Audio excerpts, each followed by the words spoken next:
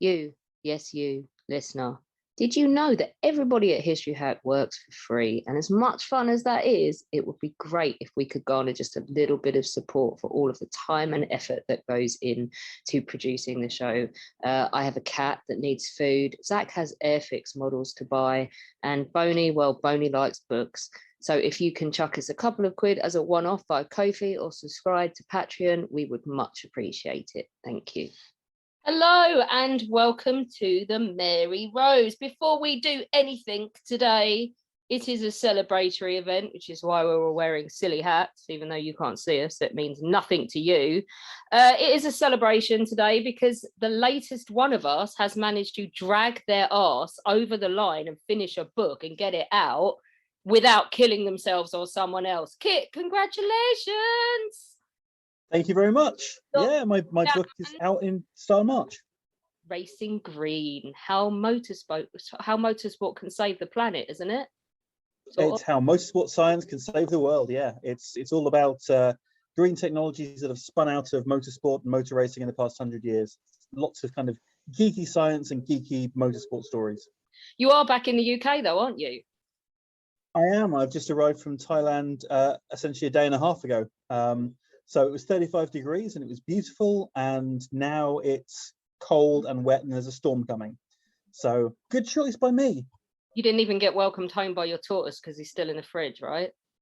Yeah, he's a grumpy little turnip, and he's in the fridge and he's rotated slightly. Excellent. We're all wearing silly hats apart from James, who didn't get the memo, because there was no memo. Beth is wearing a policeman's helmet. Have you stolen it from your husband? Yeah, it's the only hat I could easily find. I don't wear hats, so I had to go and find. And it's an impressive hat.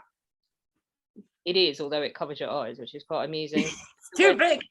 The West Midlands still there? Are you not right in the path of this storm thingy? We are, yes, right in the centre of it. I think Amber with the warning for here, so I will be staying inside with my books and staying safe. I love it. She's like, no gym for me, just chocolate.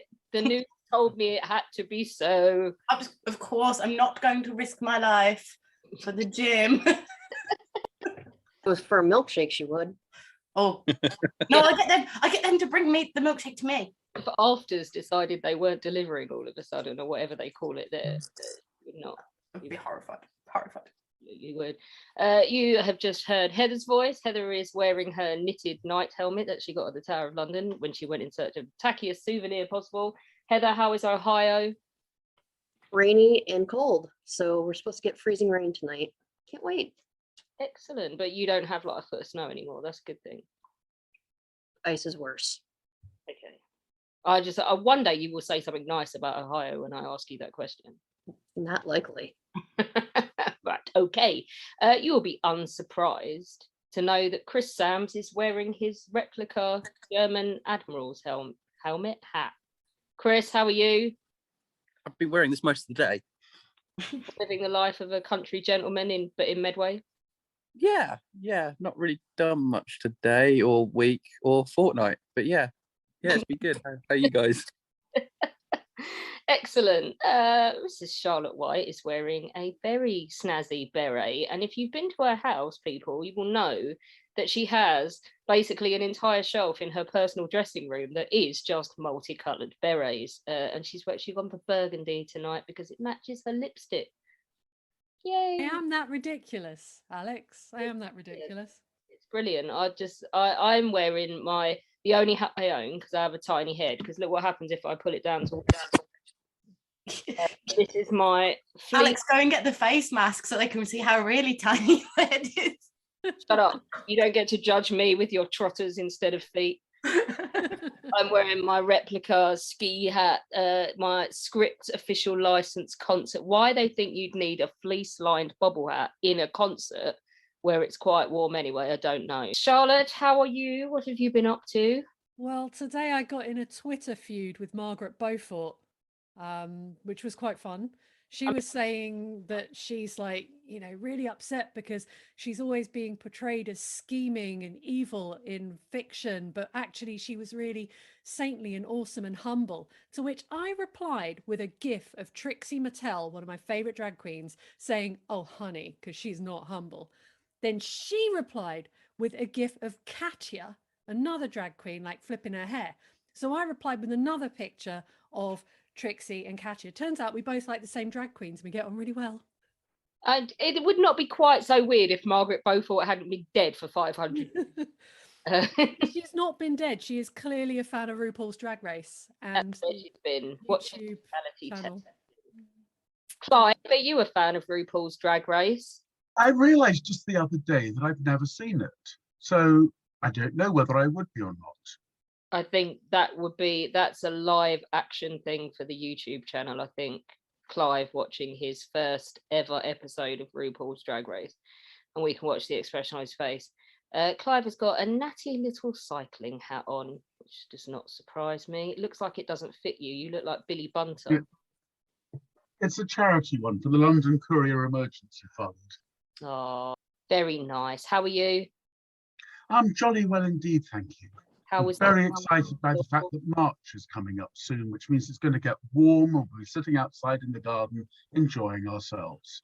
Yeah, we all not just had enough of January and February now. We have Judge This weekend today, who is downgraded from a weekend in Oslo to a weekend in York to a weekend scratching his nuts on the sofa. Is that about right?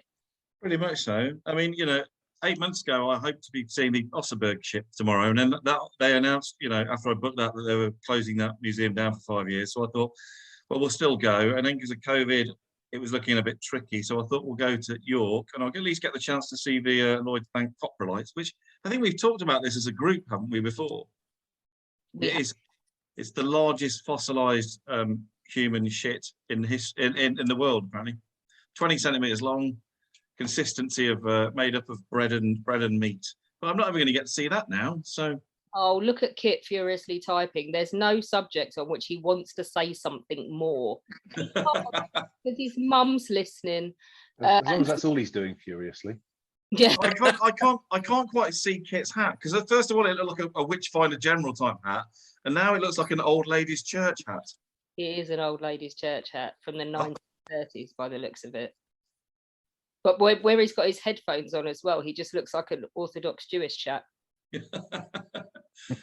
don't know, there's an air of Quaker as well about this. Yeah. Oh, James has not been here in ages, and he's got a hat game because there was no memo, and we lied, but he's been off and skinned a tiger and put it on his head in the space of time it's taken him to get his audio working. Hello, James, how are you? Tired. We'll be glad for half term. Not going to lie. The ranks of the employed. Put it this way, I was meant to have 3 free periods today to just get work done. Spent all 3 of them sorting behaviour issues. Not even students I teach. Your behavioural issues. Yeah. Wasn't it disciplinary, was it? Oh no! Put it this way, I've already cracked open the alcohol. Thank God I'm not teaching tomorrow. I don't want to like make lazy stereotypes about teachers, but James has basically done 2/3 of a year's work so far and he's knackered. Some of us have worked for nearly 30 or 40 years and not had the benefit of 10 weeks fucking holiday a year either. Yeah. Oh, I wish it was fully 10 weeks holiday. It's not actually 10 weeks holiday. Oh yeah, because you're doing marking. We've heard it all, etc., etc. It's only 9.5. Oh, we're planning for stuff. Yeah, not possible. I not that I want us to lose teachers as listeners to this. So Yeah, I'm just glad to be back with you lot, all of you. Yeah, it says a lot, doesn't it, when you're craving our company? God, it must. That's cool. Right. I find more behavioural issues here, though. Yeah. Yeah, and no one took any of them because I'm supposed to be the one in charge and I don't care. Right, let's go to Lockie. What have you got on your head? I've got a Blackheath coloured bobble hat on my head. Oh, that's lovely. It's really hot. I'm going to have to take it off in a minute. It's very, very warm. Yeah, I have to admit. Lockie looks like Jamiroquai. I could rock that. I've probably got the same quality moves as well, actually. A cleaner version of Jamiroquai, mate. I just struck me as he looked like he didn't take a bath ever. Lockstar, what you been up to? Uni work, but not PhD stuff. I'm doing some lecturing next month, so I'm prepping a course on the Cold War. So I've been mugging up furiously on the war in the Far East, Cold War in the Far East, so the Korean War and stuff, about which I knew nothing, and I knew even less about the Chinese Civil War, which led up to it. So it's hilarious. It's so funny when you go into something that you know nothing about, and you have to learn places, and you have to learn names, and it's all different, and but it's really interesting as well. So yeah, I'm good. I think, Lockie, you need to take it slightly easy, because this teaching is exhausting. So just bear that in mind when you know, don't rush into it. I'm a freelancer, so you with your steady employment and you with your weeks of holiday, you can all fuck off, quite frankly. Yeah, exactly. We've also got with us Kate. I think we've got Kate. At the moment, I could just see a big picture of the Rock of Gibraltar. Hello? Yeah. Hi, I'm here. Although I fear I may have missed something crucial.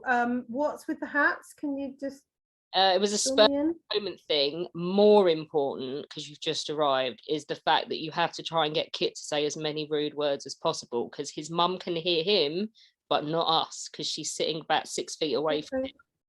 So if you can get him to say any rude words, it would be literally like I reckon my pitch today will just cause constant swearing from various different people due to my terrible pronunciations and probably inaccurate historical facts.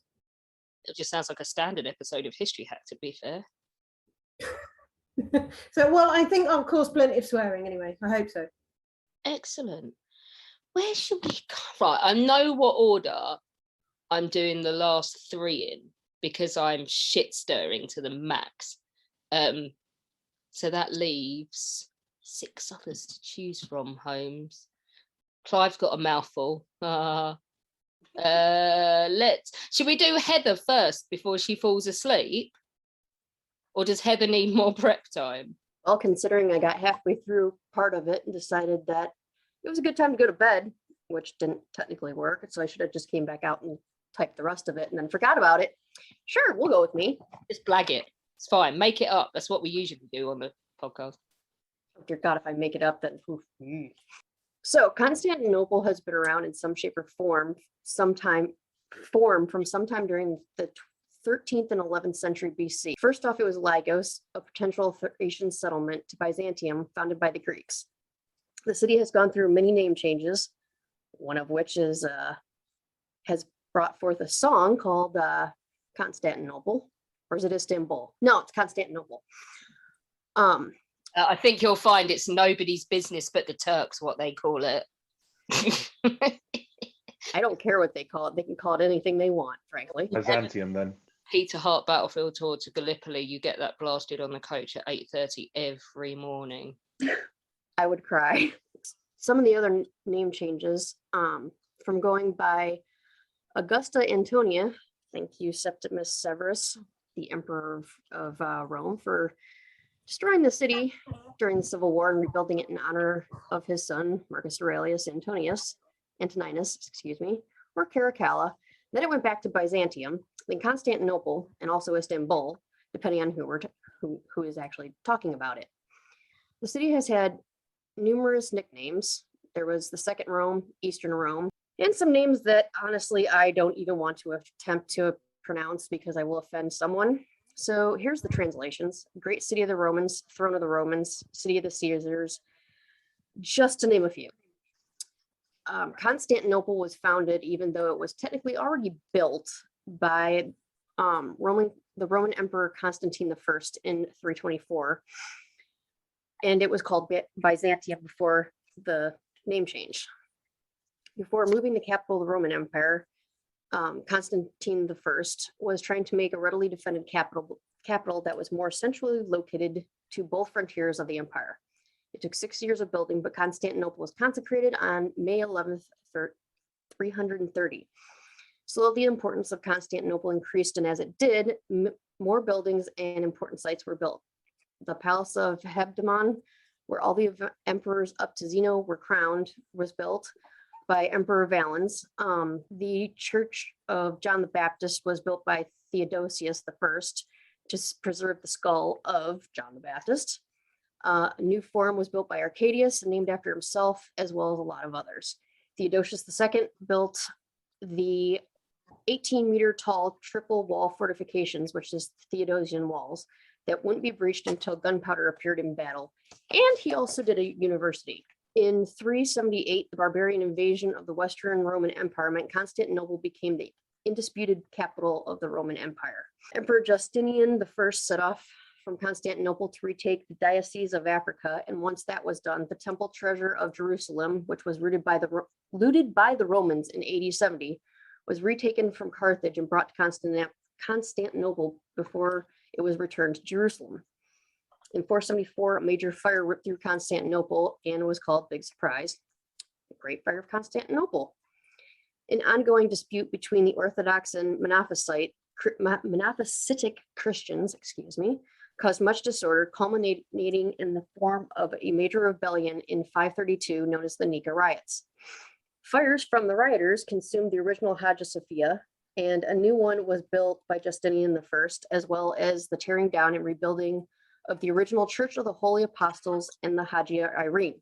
The new cathedrals were decorated with elaborate and beautiful mosaics and decorations, and Justinian's Church of the Holy Apostles was eventually torn down to make room for the tomb of Mehmet II. In 541 and 2, the plague of Justinian killed up to perhaps 40% of the city's inhabitants. From 565 to 717, Constantinople was under siege a lot. In 626, Constantinople withstood sieges by the Avars and the Sassanids, using Greek fire and the Theodosian walls, as well as help from the Bulgarians during the second siege to ensure victory. The walls frequently underwent construction to fix damage caused by the sieges. The city saw many emperor changes, scandals, and power grabs reminiscent of the days of the Caesars in Rome. It also saw the iconoclast, which, although a religious issue, caused some serious political upheaval. The iconoclast was when people against the use and veneration of holy images or icons were against that. The iconophiles were for the use and veneration. The first iconoclasm took place in 726 and lasted until 787. A ban on religious images was enacted, and there was widespread and wholesale destruction of religious images and prosecutions of people who were found to be against the iconoclasm. Of course, one wasn't enough, so they decided to have a second one, which took place between 814 and 842. During both of these iconoclasms, the Pope was for the use of icons, but as we can see, people of Constantinople really didn't care. They were going to do what they wanted. During the years of 1025 to 1081, the imperial army was defeated by the Seljuk Turks, causing the acceptance of a peace treaty between Emperor Romanus Diogenes and Alp Arslan. This peace treaty backfired for the Turks, as the ruler they put in place instead of Romanus, a man called Michael VII Ducas, called for the torture and killing of Romanus and then refused to abide by the peace treaty. So the Turks retaliated by easily defeating the old defensive systems in Anatolia to come within striking distance of Constantinople. And if that wasn't bad enough, in 1090 to 1091, a nomadic Turkish tribe, also whose name I can't pronounce, reached the walls of Constantinople, but where it was defeated by Emperor Alexius I with the aid of the Kipchaks. In response to the aid from Alexius, the First Crusade was assembled at Constantinople in 1096, but set out for Jerusalem without the aid of Alexius due to refusal to put itself under the command of Alexius. Towards the end of Manuel the first Komnenos, the number of foreigners in the city reached about 60 to 80,000 people out of a total population of 400,000 people. In 1182, most of the Roman Catholic Western European inhabitants, so like the so-called Latin people, inhabitants of Constantinople, were massacred, forced to flee, or sold into slavery by the Eastern Orthodox population. The cause of the massacre was the predominance of Italian merchants, which caused economic and social upheaval in Byzantium. It accelerated the decline of the independent native merchants in favor of big exporters who became tied to the landed aristocracy, who in turn increasingly amassed large estates. Together with the perceived arrogance of of the Italians, it fueled popular resentment among the middle and lower classes, both in the countryside and the cities. The religious differences between the two sides, who viewed each other as schismatics, which included ecclesiastical differences and theological disputes, further exacerbated the problem. In July 1197, Constantinople was struck by severe fire, but the destruction from this paled in comparison to that brought by the Crusades. In the course of a plot between Philip of Swabia, Boniface of Montferrat, and the Doge of Venice, the Fourth Crusade was, despite papal excommunication, diverted in 1203 against Constantinople,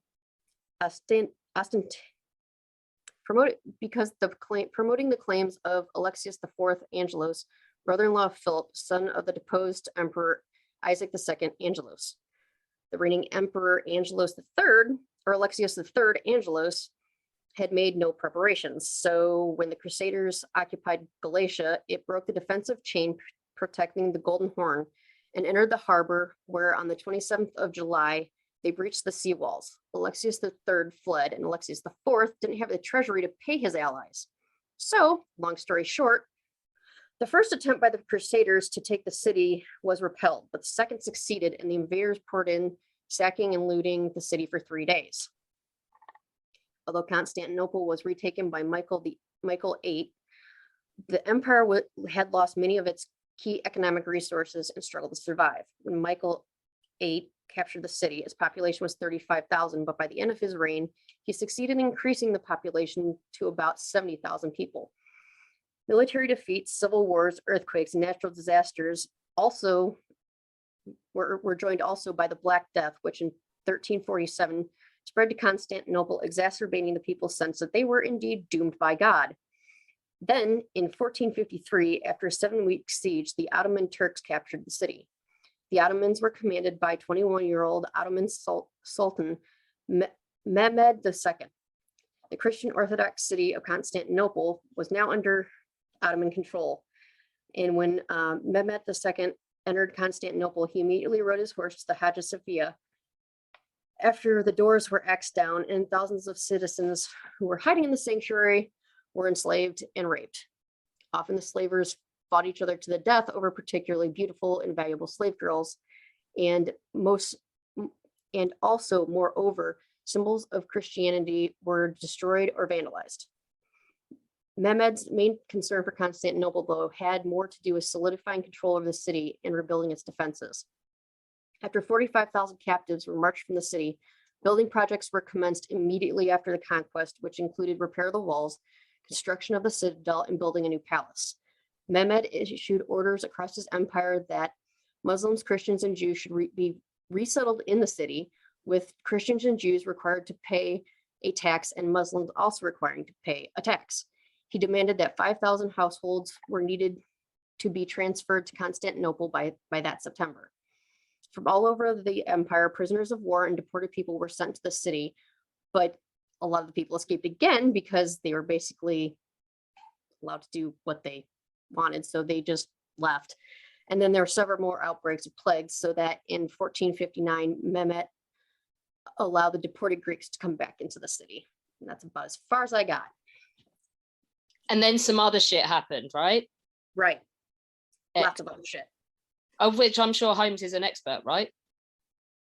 Yeah, pretty much so. Yeah. Yeah, no, I think that's about the most I've ever written on yours when you've been speaking, Heather. So you did quite an in-depth job there. I guess, and this is the tricky thing, and I guess we're going to hear possibly about other comparable cities tonight. But what makes this more historic than those? It's subjective. So stuff. Every place seemed to have its plagues and its massacres, and it's subjective. I mean, this does have 3 different sort of separate and distinct phases as well, based on what you were saying. Although we did have Crusade stuff, so that's true. And also, I mean, I think you started off by saying, I mean, you gave us a rundown from about 330, was it 330 AD onwards? 330 after current events, if we're being modern about it. Yes. Which, you know, that's 11, He gives a summary of 1100 years history, which some of the other places may not be able to match that. You've got thoughts on Constantinople? I remember you giving us a rather excellent blow-by-blow on the princess that you're obsessed with. I wouldn't say I'm obsessed with Anna Komnena. So the one thing I would say about Constantinople is that it is a meeting point. It is the point where Europe meets Asia. And so you actually get a mix of Asian culture and a lot of cultural influences from there. And of course, you get the European influences and the Greeks and essentially the extension of the Roman Empire. And a lot of the places we're going to talk about tonight have predominantly an impact on a local scale, a European scale generally. This is something that actually spreads across continents. Nothing more from me. Okay, so we have Constantinople chucked in the ring for the most historic place in history. Where shall we go next? Let's go. Power. Holmes, you pick. Okay, as long as I don't mess up your last three order, we'll go for Chris next.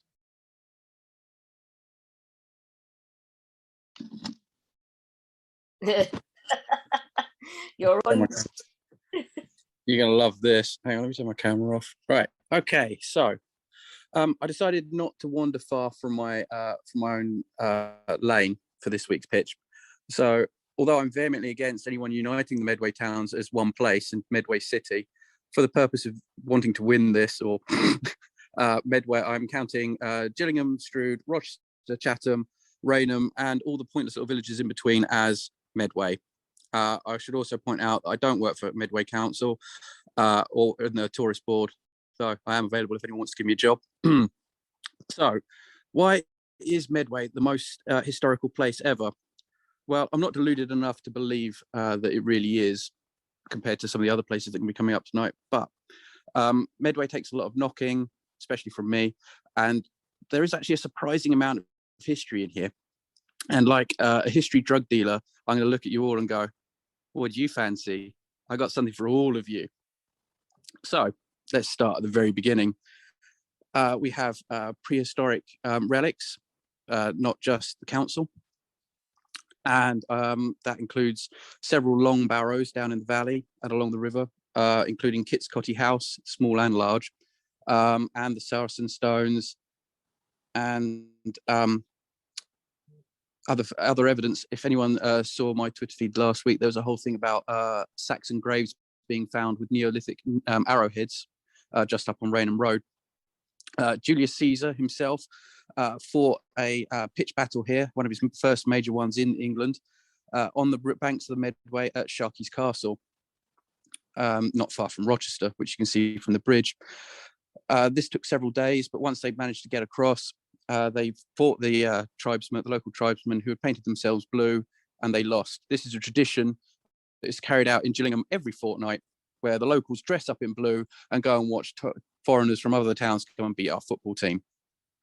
The Romans built the first bridge nearby at Rochester for part of the Watling Street Roman Road, which became one of the most important parts of transport around the country. They also walled up the city, built a cemetery, and which the Jutes and the Saxons then moved into, as did the Vikings, who used the nearby Gillingham water as a sink port. And their names have impacted upon us and still here today, including words like Brompton or Twiddle, where I'm living. The Normans came along and took over Medway and decided, actually, this is actually a really nice place. It's really important. So they built new city walls, a cathedral, and a castle. Hang on, lost my place in my notes. We've also got damn it.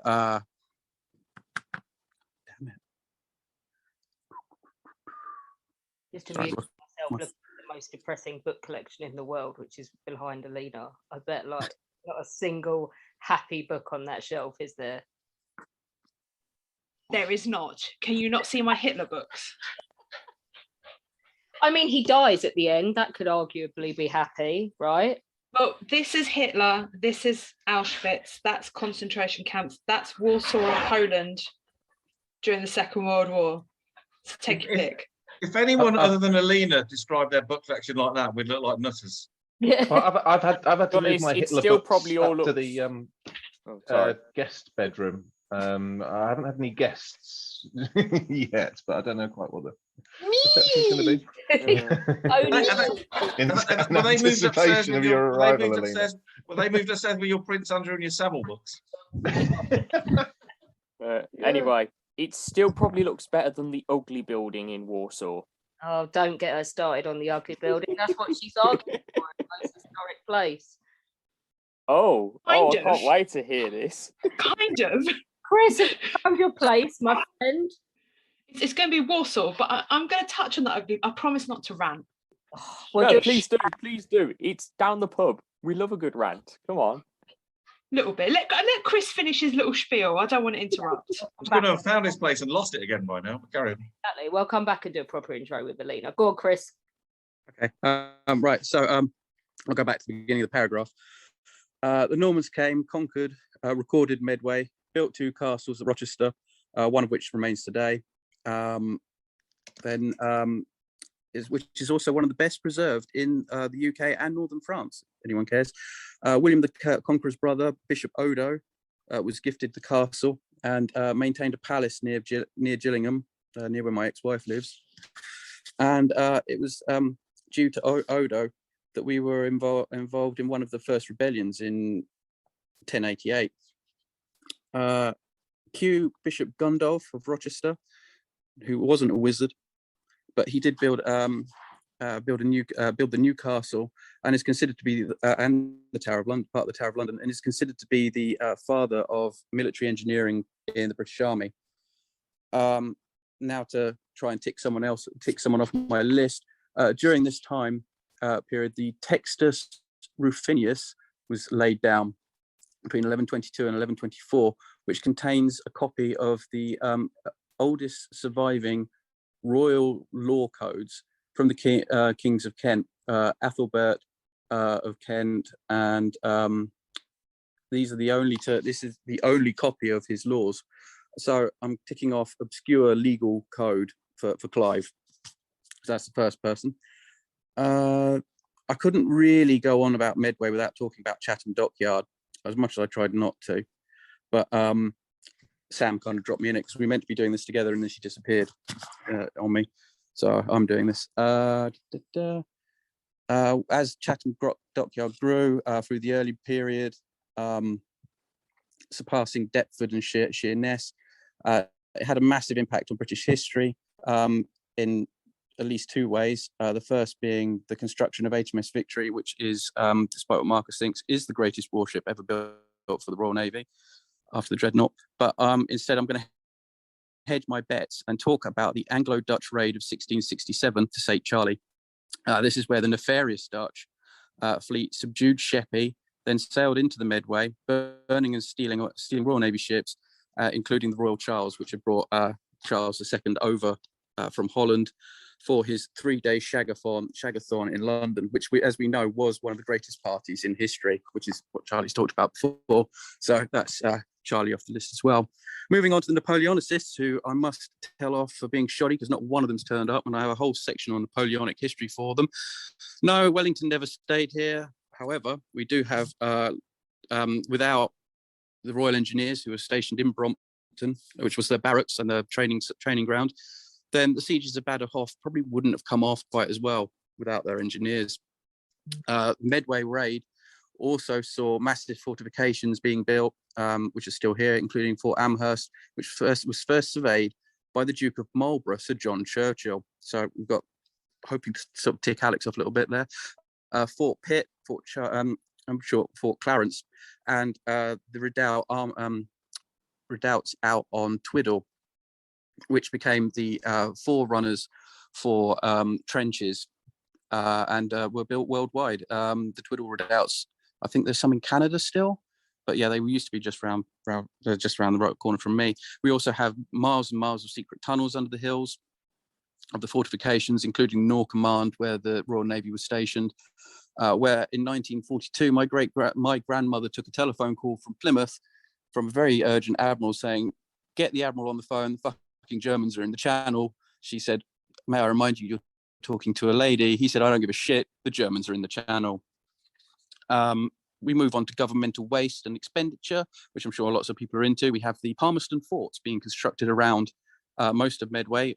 Pretty much most of them are still standing, including Her Majesty's Prison of Borstal. Yes, Medway gave the English language the term, "Your lad will end up in Borstal if he's not careful." Prisoners bring me back to Napoleon, with French POWs housed in the hulks off St. Mary's Island, and the monument erected to those who died in captivity, which is down by the St. George's Centre, by the dockyard, where 300 Frenchmen were reinterred. Which does lead me on to Dickens a little bit. Medway towns are very proud of their link to Dickens, even if it is tenuous, but prison hulks, Dickens, we had quite a bit there. I'd be remiss in not mentioning that aviation in the British Army came from Medway as well, with the Royal Engineers doing their training nearby, including young Jamie McCudden, who then went on to become one of England's greatest fighter pilots in the First World War. Moving on into the First World War, and I know there are a few fans here, we have I've already mentioned the Twiddle Redoubts. We had the pre-dreadnought battleship Majestic was built here. She was sunk, but if anyone has read my article in Salient Points this quarter, you would have noticed that she was sunk by Otto Hersing in the U-21 off the Dardanelles. We also have the sad moniker of having the highest military casualty air raid during the First World War, possibly any air raid in the First World War, of around 80 servicemen when the Germans dropped a bomb from a Gotha bomber through the glass drill hall roof, causing the glass to shatter and fall on the sleeping sailors, ripping them to shreds. For those of you into graveyards, we've got several large ones here, including Woodlands opposite me, which has the casualties from the Sheerness-based HMS Bulwark when she blew up, and HMS Irene from when she blew up, and the Dover-based HMS Glatton from when she blew up. There's also the VC winning Swordfish pilot, Eugene Esmond, who died during the same Channel Dash that my grandmother got the phone call for. We also have two Royal RNAS senior officers, Neville Usborne and de Courcy, Ireland, who were killed in a plane crash attempting to launch an airplane from a flying envelope balloon sort of thing, and they fell out of the sky. So what's in it for German history nerds like me? Well, other than the only intact wreck of German U-boat out on the marshes, the river mud, sat out in the river mud. We have a World War II U-boat, German U-boat that was captured and was serviced here, which was HMS Graf. We also have the Short Stirling, for the aviation nerds, we have the Short Stirling factory tunnels, which are now concreted up. But this is where the Short Stirling bomber, Britain's first four-engine bomber, was built and modified and would have gone into massive production had the Luftwaffe not bombed the factory twice in 1940. Then we have several disasters that have happened here, including the horrific fire disasters, including the bus crash, which killed 24 naval cadets aged between 9 and 13, which saw national changes to street lighting. The Gillingham Park fire, which killed 15, the Brompton tram crash. We also have a link to History's Worst Explorer, as Alex pitched in Down the Pub about Franklin, with a good chunk of his men coming from, 7 of his crewmen coming from Chatham and Gillingham. So before I nervously sum up, I suddenly thought, if it's going to be history, it's got to tick one of the boxes: Nazi, Titanic, sex, Tudors. So here we go. Here's the links. William Thomas Bevan, a third-class passenger who died on the Titanic, lived in Gillingham. William Joyce, who was a member of the British Union of Fascists and was a Nazi radio personality, lived in Chatham for quite some time. In 1864, the Contagious Diseases Act was brought in by the government, who were concerned by the number of servicemen who were suffering from venereal diseases. And this included places like Chatham, where lots of sailors and soldiers worked. About 1/3 of the armed forces were down with the clap. So they arrested famous prostitutes. And one madam was arrested, put in Chatham police station, and was promptly freed by an angry mob in the middle of a sex riot. which then leads me to the Tudors, sorry, with Wyatt's rebellion, who he led a rebellion against Bloody Mary, fired a cannon from Rochester Bridge, long story short, had his head cut off for rebellion.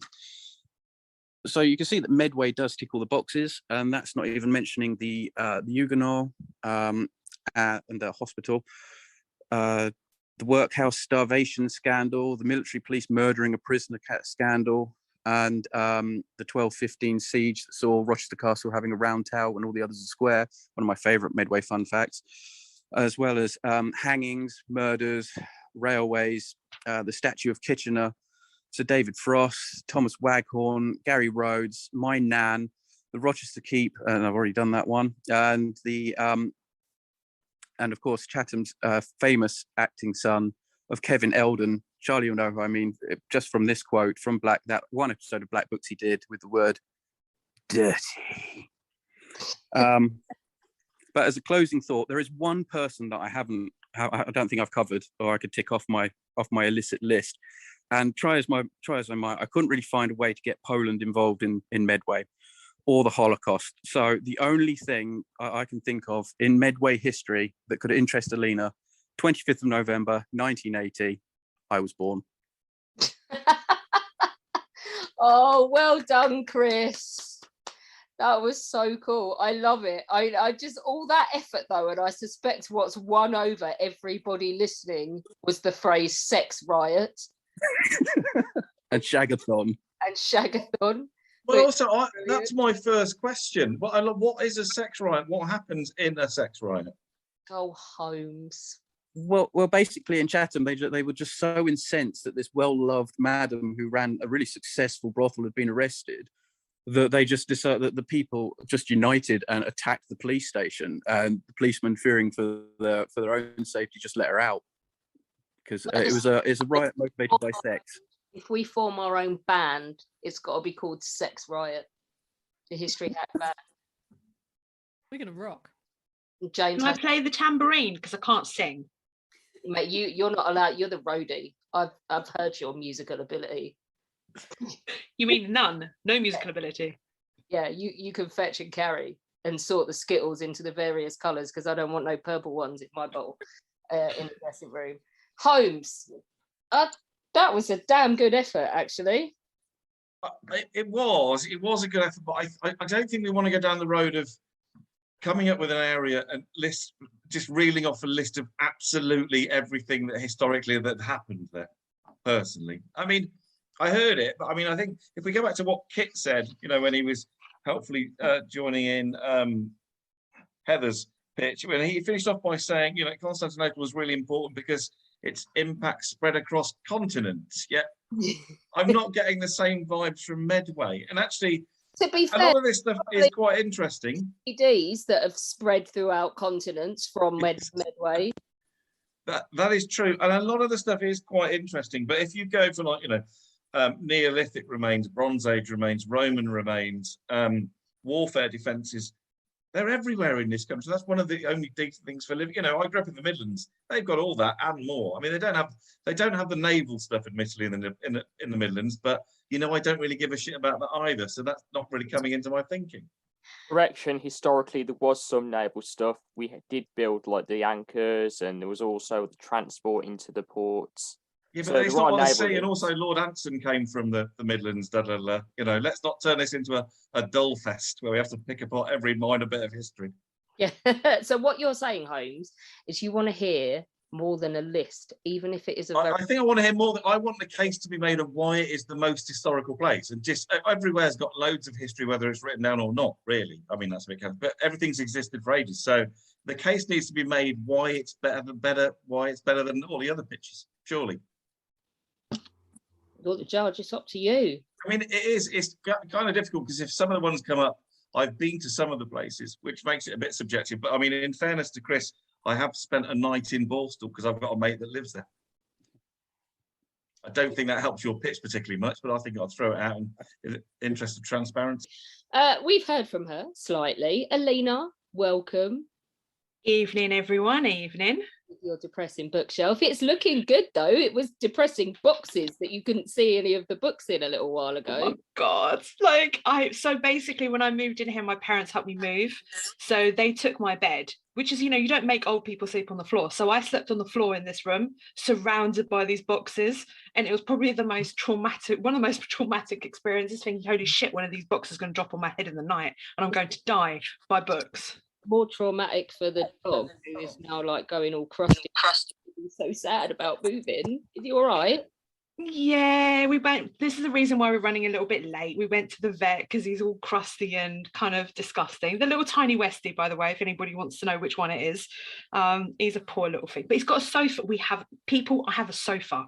Like, I cannot explain to you functioning a month without a sofa and 2 dogs that want to sit with you. It's not funny. Okay. Well, we're very pleased. I'm also very excited because you're going to be here very soon because you're coming to Jordan. So whoop whoop. So Alina's going to be in the country and available for boozing and stuff. And Kit's back and Kate's coming over. And oh my God, we all just need to go and get totally shit-faced together. Right. Okay. Holmes, where do you want to go next? I think he started so we can finish. We might as well go back to James, might we? Yep. Go on then.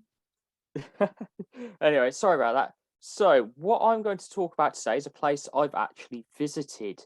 Now, this is a place in the centre of the Aegean Sea, a deserted city that still holds the signs and the aura of an ancient time.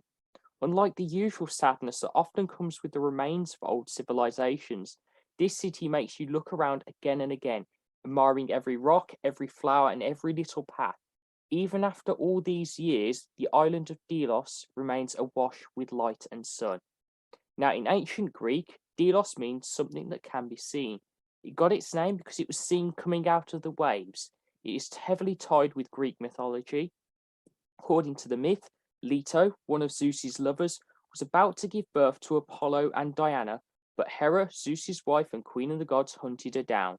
So, Poseidon helped his brother out by creating the island where the sea touched the waves with his trident, and there it was, a small island full of rocks that came out of nowhere in the middle of the Cyclades. And it was on this island where Leto finally found shelter and brought to light the 2 new gods of Olympus, Artemis and Apollo.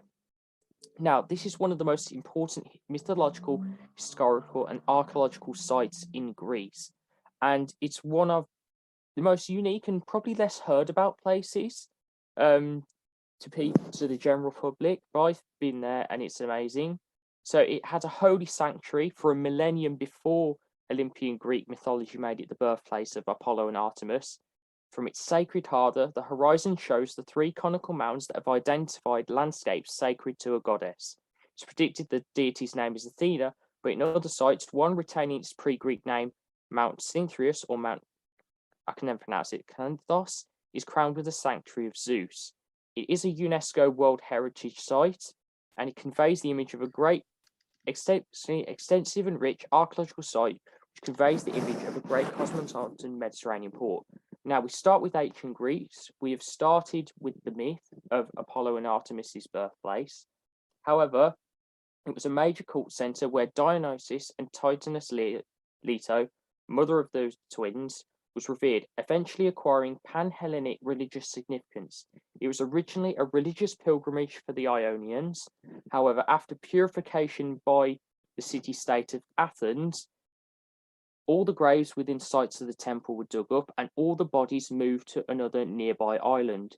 Furthermore, during the Peloponnesian Wars, this site became a place where people could not be born on and people could not die on. And this carried throughout the time in ancient Greece. It also had heavy political links. After the Persian Wars, it became the natural meeting ground for the Delian League, and also at the time held their treasury until it was moved to Athens. This is a site that has no productive capacity for food, fibre or timber. Its limited water was exploited by some extensive aqueduct and cistern systems, which are impeccably remain to this day. And also various regions operated agoras. Now, after the Greeks and the Romans took control, in fighting with roads and also not wanting to rely on roads in the east, they made the Delos a free port where thousands of people could live and also trade could bloom. And it was still this big political and religious centre in the middle of the Cyclades. Now, from this, unfortunately, we start to see the eventual fall of Delos. During the wars with Pontus, it was eventually destroyed. I think it was the Second Pontic War. However, people still lived there, and afterwards it's been taken over by every dominant power within the region, from the Byzantines, the Turks, so on and so forth.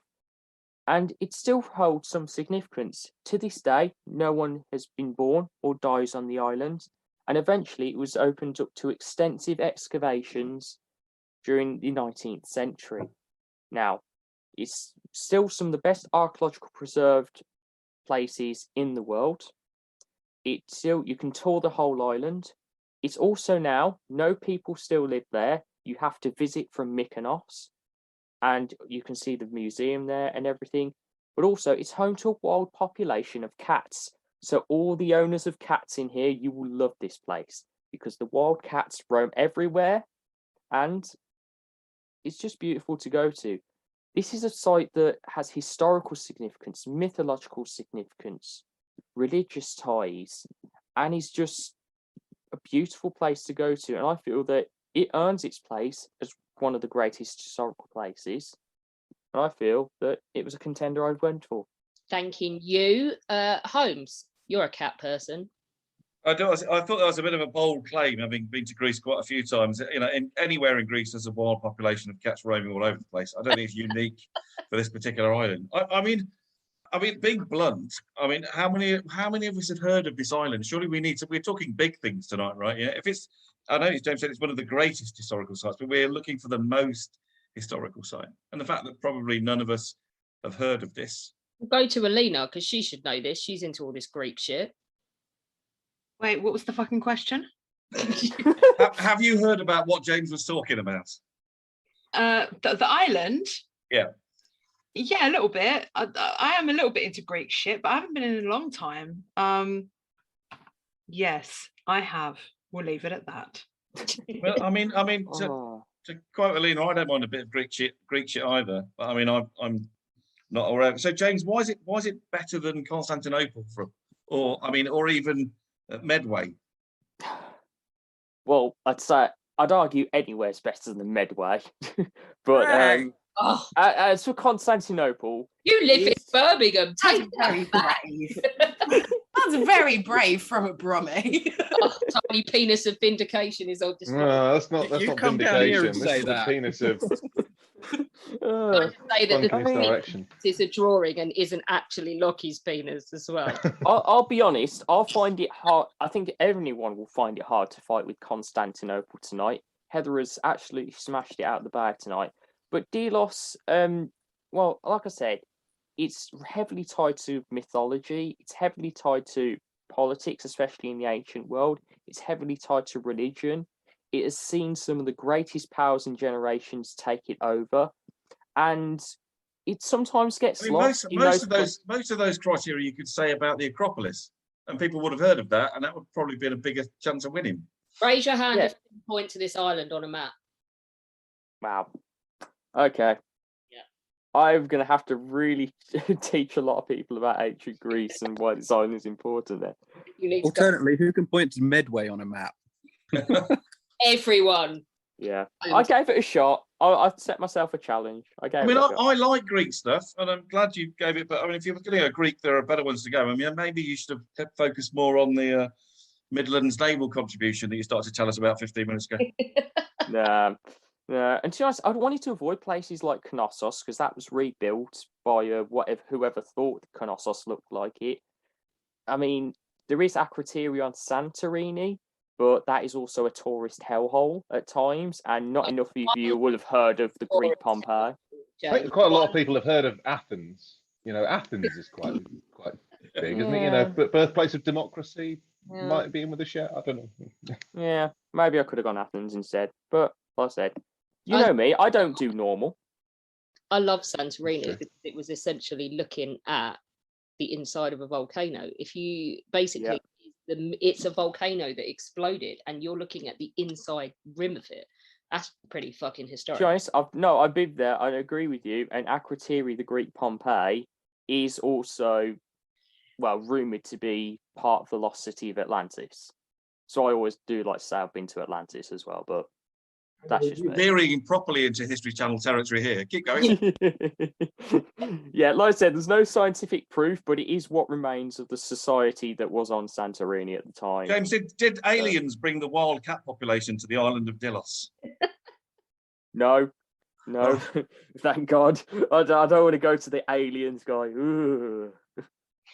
Right, okay. Anyway, yeah. Okay, I sense that Holmes is quite disappointed so far. I'll do one more and try and restore your faith, Holmes. I think you're buying into the idea that Constantinople might be very historical. Well, I thought, to be fair to Heather, I thought Constantinople was a very good call when she said it. It was one of the ones that I hadn't heard mentioned, and I thought that was a really good one to go with. Yeah, so I think other than that, I mean, obviously I love Chris's pitch. I love it because it was epic and because he managed to get like sex rights and Titanic and Nazis in and everything, and it was very well done pitch. But I don't think even Chris thought he was going to win the most historic place of all time. So let's go for someone who I just want to pick you someone who preps like a mofo and is epic. Kate. I had a feeling that was heading my way. I need someone who's going to restore Holmes's faith in this debate. I have prepped like a mofo. However, I don't know. I prepped like a mofo before Holmes made the point about historical, whatever it was that you said about like why more than other places. So anyway, it's done now, so here goes. I'm not known for short pitches either, am I? And this is set to be longer than most, so I really hope that you'll be interested. I've chosen somewhere that deserves the title most historical place, I believe, for its sheer concentration of history and for its uniqueness, so I hope I can do it justice. I've chosen a place which covers a fraction over 2.5 square miles, is almost 1,400 feet high and has more miles of road inside than out. Gibraltar is said to have been created by Hercules during his 10th labour. Instead of climbing Mount Atlas, he smashed through it, forming the Pillars of Hercules, one of which is Gibraltar, and connecting the Atlantic Ocean to the Mediterranean Sea. In truth, the rock was formed about 6 million years ago by the collision of the Eurasian and African tectonic plates. This caused the strait to close. The Med evaporated, and about 1 million years later, another earthquake, or maybe a Roman god, caused the strait to reopen quite dramatically, and for several decades, Gibraltar was at the edge of the largest waterfall the world has ever known, as the Atlantic refilled the Med 100 million cubic meters of water a second. However it was formed, it became an important military base, especially during the Napoleonic Wars and the Second World War. Gibraltar controlled the narrow entrance to the Mediterranean Sea. Less than 9 miles wide, this choke point remains strategically important, with half the world's seaborne trade passing through it. Evidence of hominid inhabitation of the rock dates back around 55,000 years to a time when the Sahara Desert was wet and fertile. Woolly mammoths and saber-toothed tigers roamed the earth, and the caves in the rock were inhabited by Neanderthals, who would probably have thought they'd found heaven had such a notion existed. A towering natural temple with the most stunning halls adorned with glistening stalactites, surrounded by a 5-kilometre wide fertile coastal plain, supporting an abundance of animals and plants. Hardly the little rock we know and love now, with sea on one side and ocean on the other. Gibraltar has the highest density of Neanderthal archaeological sites in the world, the most compelling evidence to date for Neanderthal artwork, and findings show they survived here well after they died out elsewhere in Europe. A skull found in Forbes Quarry in 1848 wasn't recognised as Neanderthal. They were discovered 8 years later in Neander Valley. Had it been recognised, we might have had Kelpetian or Gibraltarian man rather than Neanderthal man. Neanderthals inhabited some of over 150 caves, many of which are now below sea level. They also include a UNESCO World Heritage Site and hold evidence that they continued to be inhabited until about 5,000 years ago. Gibraltar's recorded kind of tangible history began about a millennia BC. Phoenicians, Carthaginians, Greeks and Romans considered Gibraltar sacred.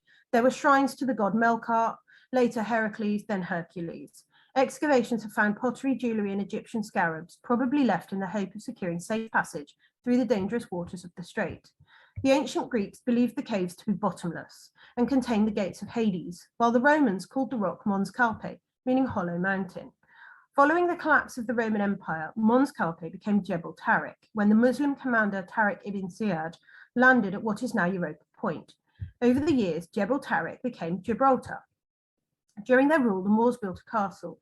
The original design enclosed an area from the upper rock all the way to the sea. Much remains: the Tower of Homage, terraces, battlements, and the massive gatehouse. The tower is the highest of the period in the Iberian Peninsula, and the Kasbah the largest.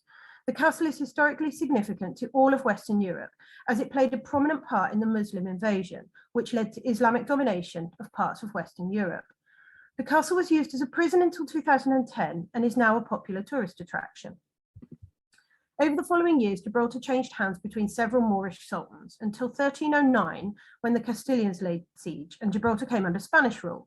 24 years later, the Moors took it back, until in the late 1400s, Gibraltar once again came under Spanish control. Gibraltar's heaving with historical anecdotes and stories. The Star Bar, Gibraltar's oldest pub, is hidden in an alleyway between Main Street and Irish Town, and claims that Christopher Columbus stopped off and enjoyed the hospitality of the tavern on his way to the Americas. In 1540, Corsair pirates landed in 16 galleys, looting the town and capturing inhabitants as slaves. By this time, Spain had been united under Charles I, Charles V, the Holy Roman Emperor, who sent an Italian engineer to fortify the town's defences. It is still possible to walk the entire length of the wall he built, and at the only land entrance to the town, the ditch and drawbridge he built are still there. Landport opens into a square dating to the Moorish period, an intertidal area where they would beach galleys. After the siege of Gibraltar in 1309, Ferdinand of Castile ordered a galley house be built where his ships could be repaired. This house gradually sank into the sand. The archaeological remains excavated in the 90s can still be seen. Under British rule, the barracks and casemates built gave Casemate Square its name. Still there, they now house pubs and restaurants rather than soldiers and guns. In 1567, a large house in Upper Town was turned into a hospital. Gibraltar's first hospital, it remained on the same site and continued to be the main hospital until 2005, almost 4.5 centuries later. The Battle of Gibraltar during the 80 Years' War saw the Dutch destroy a Spanish fleet anchored in the Bay of Gibraltar. This battle led to the 12-year truce. The first suggestion for the occupation of Gibraltar as a naval base was made in 1625. Not long after, Cromwell wrote to General Montagu describing the necessity of a permanent base at the entrance to the Med. Cromwell's preference, he said, was Gibraltar. So we're in about 1700 by now, and there haven't been any sieges for a couple of hundred years, but the Spanish War of Succession kicked off the first of the last. British Admiral Sir George Rooke took control in the name of Anne, Queen of Britain. And despite a couple of attempts by Spain, Gibraltar has remained British ever since.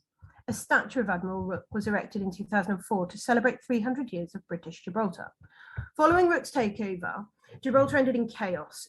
Spanish residents killing Dutch and English soldiers and sailors, they raped and pillaged their way around the town. Eventually, order was restored. All except 70 residents left. A sorry procession filed out of Landport, took shelter at a nearby chapel and formed a settlement. Declared the heir to Gibraltar, the objects and records from pre-1704 are still in San Roque. Soon after, Queen Anne appointed the first British governor. Roger Elliot took up residence in the convent of the Franciscan Friars. Built in 1531, it is still the official residence of the governor, and members of the Royal Gibraltar Regiment still mount daily guard at the convent. Once a year, they perform the ceremony of the keys, a reenactment of the locking of the gates to the town and garrison, also performed every Saturday by the Reenactment Society.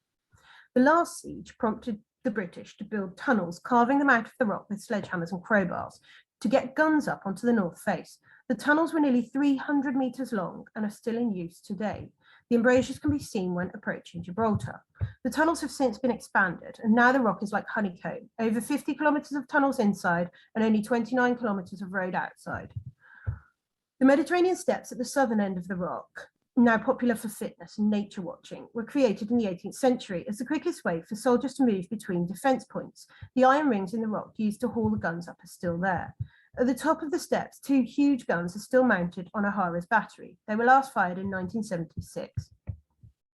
In 1803, Vice Admiral Horatio Nelson arrived in Gibraltar as Commander-in-Chief Mediterranean. A couple of years later, the Battle of Trafalgar was fought just west of Gibraltar. Though it concluded with the death of the brilliant and charismatic Nelson, the overwhelming victory of the British Navy was so resounding that for the next century, they were considered invincible. After his death, Nelson's body was placed in a cask filled with brandy. An HMS Victory was towed into Rosia Bay. The ship was repaired and the brandy replaced before they set sail for England. There's a lovely statue of Nelson at South Bastion, just opposite Trafalgar Cemetery, which was formerly Southport Ditch Cemetery. Although now named for the Battle of Trafalgar, only 2 victims of the battle are actually buried there. Outside of the UK, the oldest police force in the Commonwealth is Gibraltar, formed by Robert Peel just 9 months after he founded the Met. In 1908, the British ambassador in Madrid informed the Spanish Minister of State of the intention to build a fence along the line of British sentries to reduce sentry duty and prevent smuggling, and that didn't work. According to the British, the fence was erected 1 metre inside British territory. To this day, Spain doesn't recognise the fence as the valid border and claims it's built on Spanish soil. Strategically located attached to neutral Spain, Gibraltar played an important role during the First World War. Facilities and expertise made it an essential medical station for the treatment and care of wounded personnel arriving from theatres of war like the Dardanelles and Gallipoli. It became one of the most important meeting points for convoys passing through the Mediterranean. Gibraltar took on ship repair, refitting and maintenance in the newly constructed dry docks. The commercial port bunkered over 1.5 million tonnes of coal between 1914 and 18. No easy undertaking considering the labourers hauled the coal manually. A series of breech-loading guns along the ridge effectively closed the strait and gave Britain control of the ship's crossing. During the Second World War, the rock was turned into a fortress, peppered with anti-aircraft defences. Heavy guns protected from aerial attack, quick-firing guns covered sea and land approaches, all supported by a network of searchlights. Control of Gibraltar gave the Allied powers control of the Med. The rock was a key part of the Allied supply lines to Malta and North Africa, and the base of the Naval Force H. Just before the war, a runway was constructed on the isthmus. The same runway is still in use, bisected by the only road into Gibraltar. The airfield was vital to the successful outcome of Operation Torch, which used Gibraltar as a launch pad for the Allied invasion of North Africa. Operation Felix outlined a plan for Germany to occupy Gibraltar and later hand it over to Spain. But Franco got cold feet, thinking if he let the Wehrmacht in, he wouldn't be able to get rid of them. Over half the population was evacuated during World War II, initially to French Morocco. However, the French-German armistice, after the French-German armistice, all Gibraltarian evacuees were removed. Most went to Britain, Madeira or Jamaica, and it wasn't until 7 years after the end of the war that the evacuees managed to get home. Gibraltar is by no means limited to military history either. There are many Art Deco style buildings, such as a Rock Hotel, which has retained its style to the point that you expect to jump into, has retained its style to the point that you expect to bump into Poirot at the Retro Cocktail Bar. Their guest book is a who's who of politics in Hollywood. Errol Flynn, Winston Churchill, Dwight Eisenhower and Bernard Montgomery, Sir Alex Guinness, Alex Ferguson, Keith Moon, Roger Moore and Prince Charles. The only wild monkeys in Europe are found in Gibraltar. Stories say they came from North Africa through an underground tunnel, but probably Moorish travellers brought them. However they arrived, legend says, as long as Barbary macaques are here, Gibraltar will remain British. There was a close call during the Second World War with just 7 left. Thankfully, Winston Churchill ordered more to be brought across from North Africa to replenish the colony. In 1954, on the 250th anniversary of Gibraltar becoming British, Queen Elizabeth visited. General Franco was so pissed off, he renewed the claim to sovereignty and restricted freedom of movement. In 1967, the first sovereignty referendum was held. Over 99% voted in favour of remaining British. The second one in 2002 was a similar landslide. In 1969, Gibraltar attained full self-government, and within a week, Spain closed the border and severed all communication. It remained closed until 1984. In 1973, along with the UK, Gibraltar joined the EEC. In 2020, Britain's exit from the EU forced Gibraltar to withdraw, despite 96% voting to remain. Operation Flavius in 1988 saw the SAS shoot dead 3 members of the IRA, causing an escalation that led to one of the darkest fortnights of the Troubles. This is said to have been the catalyst that kick-started the peace process. Gibraltar has for a long time been a well-known and popular wedding destination. John Lennon and Yoko Ono tied the knot here in 1969, and Sean Connery liked it so much he did it twice. Speaking of 007, he was buried at sea here in You Only Live Twice. Gibraltar also features in The Living Daylights. The pre-title sequence sees skydivers land on Gib and a high-speed chase down the rock in a hijacked Land Rover. And Bond's not the only film. At the end of The Running Man is set in Gibraltar as Rex flees from Spanish authorities and steals a plane from the runway. Despite the importance and fame of Gibraltar's airport, it didn't welcome its first commercial flight until 2006. 3 years later, Miss Gibraltar landed, having won Miss World. Mount Atlas, Mons Calpe, Jebel Tariq, Gibraltar, Gib, the Rock, whatever you call it, it's a richly woven historical tapestry from every era throughout time, where cultures and stories overlap. You can hardly walk 10 steps without seeing something of historical significance. There are bastions and batteries, tunnels and wharfs, air raid shelters, convents, cathedrals and castles. It has more statues and monuments to historically important people and events per square metre than almost any other place on earth. Every piece of history is perfectly preserved, sympathetically restored and carefully converted. They're currently restoring an artillery gun used in both the World Wars to be placed at Europa Point. You can't avoid the history of Gibraltar, it's everywhere you go. A trendy wine bar built in a 17th century counterguard, a shortcut through a 15th century fortified gate, or cinema and bowling in an 18th century fortress. Gibraltar is crammed full of all sorts of history. It's part of everyday life here and has affected people across centuries and continents. So Gibraltar gets my vote for most historical place. Well done, Kate. It was epically long. I'm really sorry.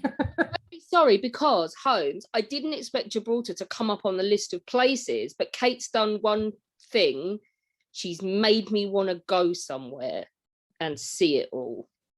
Yeah, I thought that was really interesting and really good. And obviously, as I've never been there, and I've only ever been to Spain for a day, so the only thing I really know about Gibraltar is sort of obviously the monkeys and, you know, the sort of British expat. So it's good to get a bigger insight. I mean, I guess, what relation is it to UK now? You said that it was self-governing, but I mean, how does that work in reality? I don't know. It could be a stupid question. It's an overseas territory. We've got our own like chief minister and government and stuff, but we're kind of, we're still part of the UK. And then how many people are there sort of like multi-generation Gibraltarians? There's 30,000 residents, I would say, and this is not researched at all. There's about 30,000 residents, but not researched at all. I would say about 20 to 25 of them are Gibraltarian, and the multi-generation Gibraltarians are very multi-generation. I mean, they've lived there since forever, and they've got aunties and uncles. You know, it's a small place, so yeah, they're very very multi-generational.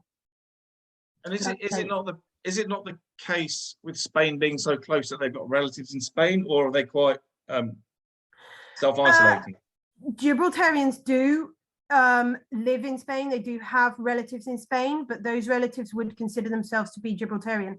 The Gibraltarian people are intensely patriotic. I mean, really, really British patriotic. They love everything British. They are so proud to be British. Yeah, so they wouldn't consider themselves Spanish. No way. And do you think that would change following the Brexit vote? No, they're even more British. I mean, it was such a resounding kind of Remain vote for Gibraltar. It was 96%, I think, just over. It was the first one that came in, I think, wasn't it? Yes, it was. Yeah. I mean, that's really interesting. Obviously, it's important. Originally, was, as you said, it was because it guarded the entrance to the Mediterranean, and there were the forts there that you mentioned. And actually, I've come across a few First World War soldiers that were pre-war regulars that did a stint at the forts in Gibraltar. Yeah, I mean, military-wise, it still does have a huge effect. You know, people go there on their way to and on their way back from postings and stuff, and yeah, I think it's had a massive effect on huge parts of the world for such a tiny place as well. I mean, obviously, and one criteria we've got to factor in now after James's pitch is how many wild cats are there? It could be a decisive factor. There is a little like group of wildcats. We do have wild feral cats. Yeah, they are there. I mean, to be fair, as someone who's had a cat for years, cats are okay, but monkeys, I think, top cats in this particular circumstance. Yeah, I think so. I reckon. They're savage as well. The monkeys, so there's about 300 of them now. And every time you go anywhere on the Upper Rock, you see them jumping on tourists and opening the zips of their rucksacks and going through their rucksacks while the rucksack is still on people's backs, you know? And you've got these tourists squealing and like, yeah, it's quite funny.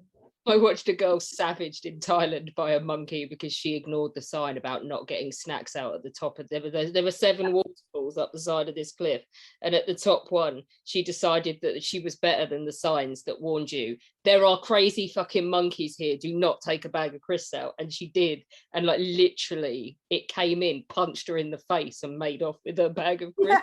Same thing, literally. There are signs everywhere, and they tell you put your rucksack on your front, because the monkeys just jump on the back, open the zip up, and then have a look through to see what snacks you've got in there. I mean, how badly did she want this bag of crisps that it was worth getting beaten up by a monkey? It was epic. Yeah, I've seen people literally fight monkeys for like a Mars bar or a bag of crisps, and I'm like, just let him have it. Seriously, he's nearly as big as you. I might have said before, but I once thought a monkey was going to nick my pants off the balcony railings in India. I had to bring them in. I was so worried. I love it. Right, okay, Kate, thank you. That was brilliant pitch. Thank you. I am going to say let's go get some drinks now because we are about halfway. But before we do that, he's not here to make a pitch. He's just here to rock what he says is the best hat there is in the room. And to be fair, he is wearing a tricorn hat. Zach. Hello, mate. Hello, everyone. How are we all doing? You said that, you know, I should turn up. So I did what I should do as any good hat off, and then you came running with your... Well, yeah, basically. I mean, you've got loads of people rocking some nice hats. I mean, hats off, pun fully intended in all its horror. Hats off to Chris. I think Beth probably went first. I was going for Charlie's beret. Charlie rocks a beret very well, but Beth has pulled out the police hat, and my tricorn hat now feels inadequate. I think I'm going to have to go away and have a little cry in the corner. Yeah, but I don't think you're breaking any bylaws by wearing that. She probably is. There is that, but it's Beth. Depending on how far we in the evening, she probably doesn't give a shit anymore. So you know what? I'm not going to grass her because I actually have a picture of myself wearing a stolen West Midlands police hat outside West Bromwich Albion the day we won the league. So on that note, let's go get some drinks and then we'll come back. Hello and welcome back. Right, okay, we've been very European centric, haven't we, so far, Holmes? I wonder if it's going to stay that way. Where do you want to go next? Let's go. Should we go for Clive next? Oh dear. Oh well. Western civilization can trace its roots back to Egypt and the Nile Valley, and from there its centre moved to Greece, and thence Rome and Istanbul, before branching out to Toledo, Madrid, Paris, Vienna, Berlin, Medway, and London, and a quick hop, skip, and a jump to New York and Washington. In the Americas, the Incas, the Aztecs, the Mayans have all come and gone. The great Russian Empire emerged late in Moscow before moving to Leningrad. Oh, sorry, St. Petersburg. And then back to Moscow. Civilizations have come and gone, been conquered and colonized in India and elsewhere in Asia and Africa. Australasia and Antarctica are yet to have their day. But throughout all of this time, one center of civilization has continued and remained fixed in one place and continues to operate as a force in the world today, and is likely to do so for many years to come. That place, a continuous center of civilization for at least and probably far more than 3,000 years, is Beijing in China. The first evidence of habitation in Beijing occurred between 770,000 to 230,000 BCE, when Homo erectus Peking man wandered around and did whatever pre-Homo sapiens people used to do. The first signs of Homo sapiens, found in Dongcheng in downtown Beijing, comes from artifacts dating back to around 25,000 BCE. And in 1996, some 2,000 Stone Age implements were found from around 24,000 years ago. Farming was established as long ago as 5,000 BCE, and painted pottery, which anyone who watches the Great Pottery Show Throwdown will know is a hallmark of a developed culture, have been found from that period. On that point, if you go to the National Museum in Taiwan, they have a collection of artifacts smuggled out by the Kuomintang at the end of the Chinese Civil War and the communist takeover. They have enough artifacts there to change their exhibition every 6 months for 50 years. But they're all small artifacts which were able to be carried. The large ones they left behind. But there are absolutely exquisite vases and plates and bowls and cups from about 5,000 years ago, showing the depth of civilization that was around at that time. In other words, Beijing has been at the center of a major civilization since civilization first came around, and long before the word civilization was coined. The origin story of Beijing is lost in legend. What we know is that a city existed by the 11th century BCE, and that it didn't spring out of the earth at that time. It existed in some form before then, and it sat at the heart of an empire by then. Recorded history, supported by archaeological evidence, shows that in the 11th century BCE, the Zhou dynasty ousted the Shang dynasty. Sima Qian, writing 1,000 years later, tells how King Wu of Zhou defeated the last Shang king and conferred the title ruler on the city-state Ji on one of his followers. Ji is of Beijing. Confucius, writing only 500 years after the event, gives more of the story. I won't go to it in detail here, as time simply will not permit me to explore 3,000 years of such rich history. There's buckets of it. Permit me instead to give you the highlights, or if you will, the table of contents. In the 11th century, the state of Ji in the Zhou dynasty was founded. In the 7th century BCE, the state of Yan, Zhou dynasty, warring states. In the 2021 BC, the Qin dynasty, 2006 BC, the state of Yan, and 202 BC, Han. And it goes on. By 100 years BCE, the population of Beijing was 280,000. Dynasties came and dynasties went. By 607 in the Christian era, the population was 458,000, almost 500,000 people living there in 607 BC. And it went on, the Tang dynasty, the Yang dynasty, the Yang dynasty, and then various others popped in. By 1403, when the Ming dynasty was at its height, Beijing was the largest city in the world, and it stayed the largest city in the world for almost 500 years, only being eclipsed by London in the Victorian era. So much has happened in that time.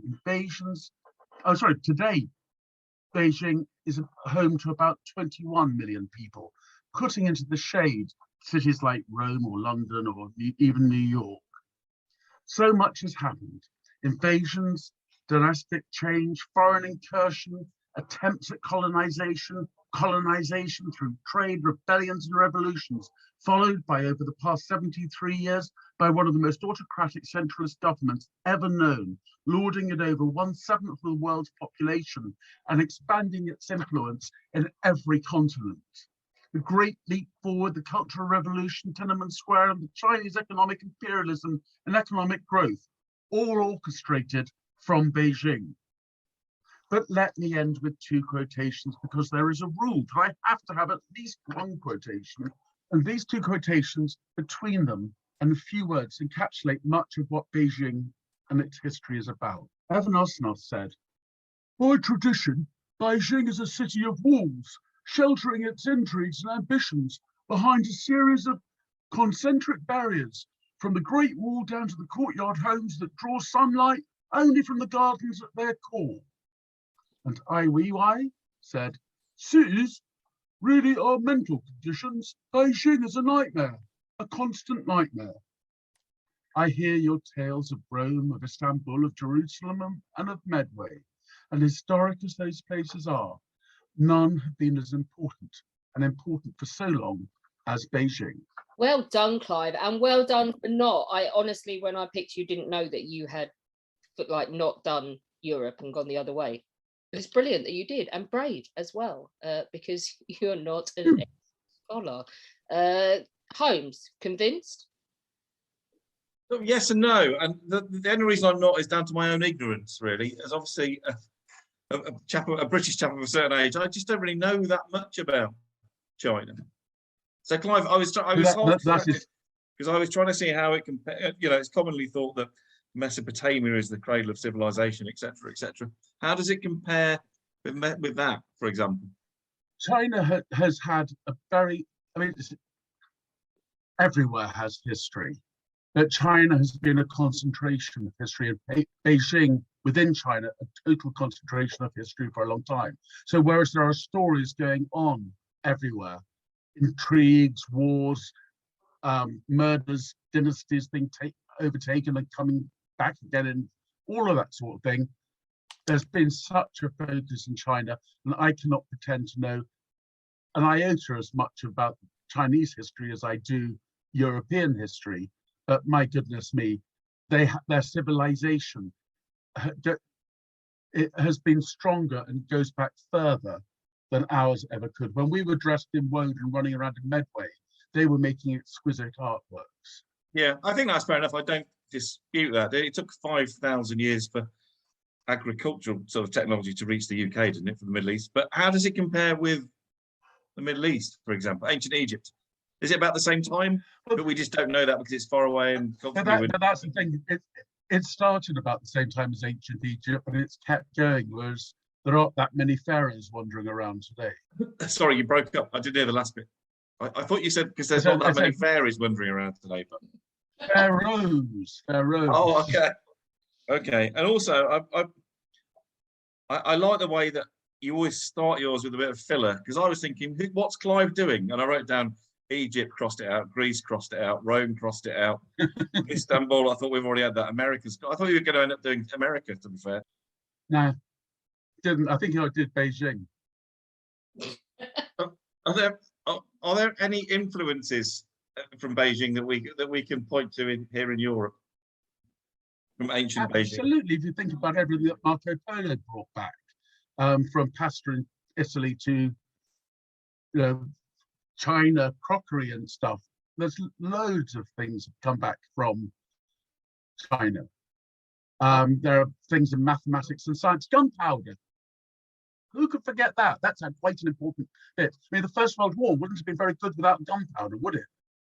Slightly less bloody. Well, I don't know. Fight scenes in Gladiator are pretty hardcore. Yeah. What do you reckon, Lockie? I think there may have been other ways of developing things like cordite and fueling a war. I'm not sure it's a selling point either. Hey, gunpowder, boom! But well done, Clive. Right, okay. We've got a couple more to do before I start just winding you lot up, basically. So let's go to. I know exactly where we're going to end up now. Alina, I want to take a massive stab in the dark and guess Poland. Yes. Okay, go ahead. I was going to be really witty there and go, no. But yes. So, do you know what? I'm actually feeling a little self-conscious here because I'm going up against some really good arguments, like thousands of years of history arguments. Mine's only like 1,000 and so, however, I can't do mathematics. But you're doing what Chris did, aren't you? Which is just going with your heart, basically. I am going with my heart because however many people to this day call this city ugly, do one, because it's not. It's there's a lot more to it. This is actually, I really apologize, it's going to be a bit long because I've got to give a bit of background information before I start really ranting into this. Bugger off. How many of you, I've got a question, how many of your places have 3 uprisings? Complete and utter destruction, not once, not twice, but 3 times, and have been completely and utterly rebuilt? Nobody? In Gillingham. Yeah, that's just one Saturday night. Gillingham and Beth's got her hand up. I mean, but Beijing very famously had obviously the Boxer Rebellion and then the burning of the Summer Palace, the Yuan dynasty invasions, and we're still not. Stop Sorry. raining on my parade. Stop raining on my parade. Gibraltar had 14 sieges. That's a siege. It's not an uprising. It's not patriotism. It's not, rising up against the oppressor. I think the people who were being sieged on were patriotic. You're all shitting on my parade. Go away. We had a sex riot. Yeah. He's just going to be like, I call sex riot on every single one. Alina, come on, I'm with you. Right, anyway, back to this. So I'm going to talk about the one and only place that I'm in right now, Warsaw. So Warsaw, I've got to tell you, I'm gonna apologize right now because I'm really bad at like pre-World War II stuff. So please do not call it an eyesore unless you're talking about the ugly building kit. Anyway, history can be traced back to the 9th century, actually, which is quite interesting. I couldn't be bothered to talk about that kind of time period because nobody's really interested in this room about like the 9th century. But what's really interesting, no, James, you're not interested. Anyway, and stop, I can see your messages popping up. You're distracting me. So in the 15th century, it's really interesting because it actually becomes the capital of the Duchy of Mazovia. And then in 1526, Mazovia and Warsaw actually become absorbed into the Kingdom of Poland. So Warsaw was never originally in the Kingdom of Poland. A very long, difficult history. Come join me on Pole Position. This is where we start talking about that time period. In 1569, the Sejm, which is Parliament, meets in Poland, which is a really big thing. So basically Parliament starts meeting in Warsaw, blondemoment.com. 1573, kings are elected there. This becomes absolutely massive. And you've got to remember, Warsaw is not a capital city at this point. The capital city of the Kingdom of Poland is in Kraków, or Krakow, as some people call it. Don't call it Krakow, it is Kraków. In 1611, Zygmunt III moves his court to Warsaw, which now officially makes it the new capital of Poland. And can I just tell you right now, a lot of people from Kraków are really pissy about this because they still call Kraków the original capital of Poland. And they've got a dragon. And they got a dragon. Wait, that's not part of my argument. Stop advocating for Kraków. Okay. I like the dragon. We have a mermaid in Warsaw. Don't know if that helps. It better be better than the shit one Nikolai took me to in Copenhagen. No, well, I can tell you a different. Wait, I'll come back to the history of the mermaid. Actually, really interesting. I'll wait for it. So I'm giving you a bit of background history. It's a bit boring before we get into the nitty-gritty stuff. 1655, there's a Swedish invasion, which again, it destroys Warsaw. Warsaw has to rebuild itself. In 1791, this is something for you, Holmes. Poland. What year was that? For my notes. 1791. Yeah. Poland has the first ever constitution in Europe. Oh, what the fuck's that for me? Couldn't give a shit about that. It's political, legal shit. Oh, okay, fair enough. So instead of, it's the first in Europe. First constitution in Europe. In Europe, yes. Yeah. But it is not the first in the world. The first in the world is America, which was only a couple of years before. But it is literally the first of its kind in Europe, and it's for the dual monarchy of the Polish-Lithuanian Commonwealth. It gives political equity between nobility and townsfolk, and peasants are now protected under the government. This pisses off Poland's neighbours because they're now putting people on equal par with each other, which brings about the Second Polish Partition in 1793. And just so you all know, on the 3rd of May, Konstytucja 3 Maja, it's a national holiday in Poland. So we get that off, along with Flag Day. It's really great. It's like a really long weekend. In 1794, there is the first Warsaw Uprising. I'm going to bring this word back because you just know I'm going to talk about 1944 and you know I'm going to talk about the Warsaw Uprising. But this is the first Warsaw Uprising. And this is to throw off the control of the Russians because Poland has been partitioned. And this is not long after Kościuszko. Americans, you should know who Kościuszko is. Come on, he's like a really massive hero. It's his victory after Rasławice. The Poles lose again, and Warsaw's looted and burnt to the ground. The inhabitants are murdered in retaliation. So we're looking at approximately 20,000 people are being murdered at this point. Civilians, people, average Joe.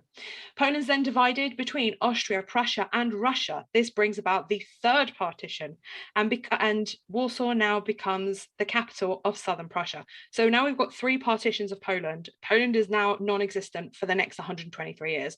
We're going to kind of skip through 123 years quick.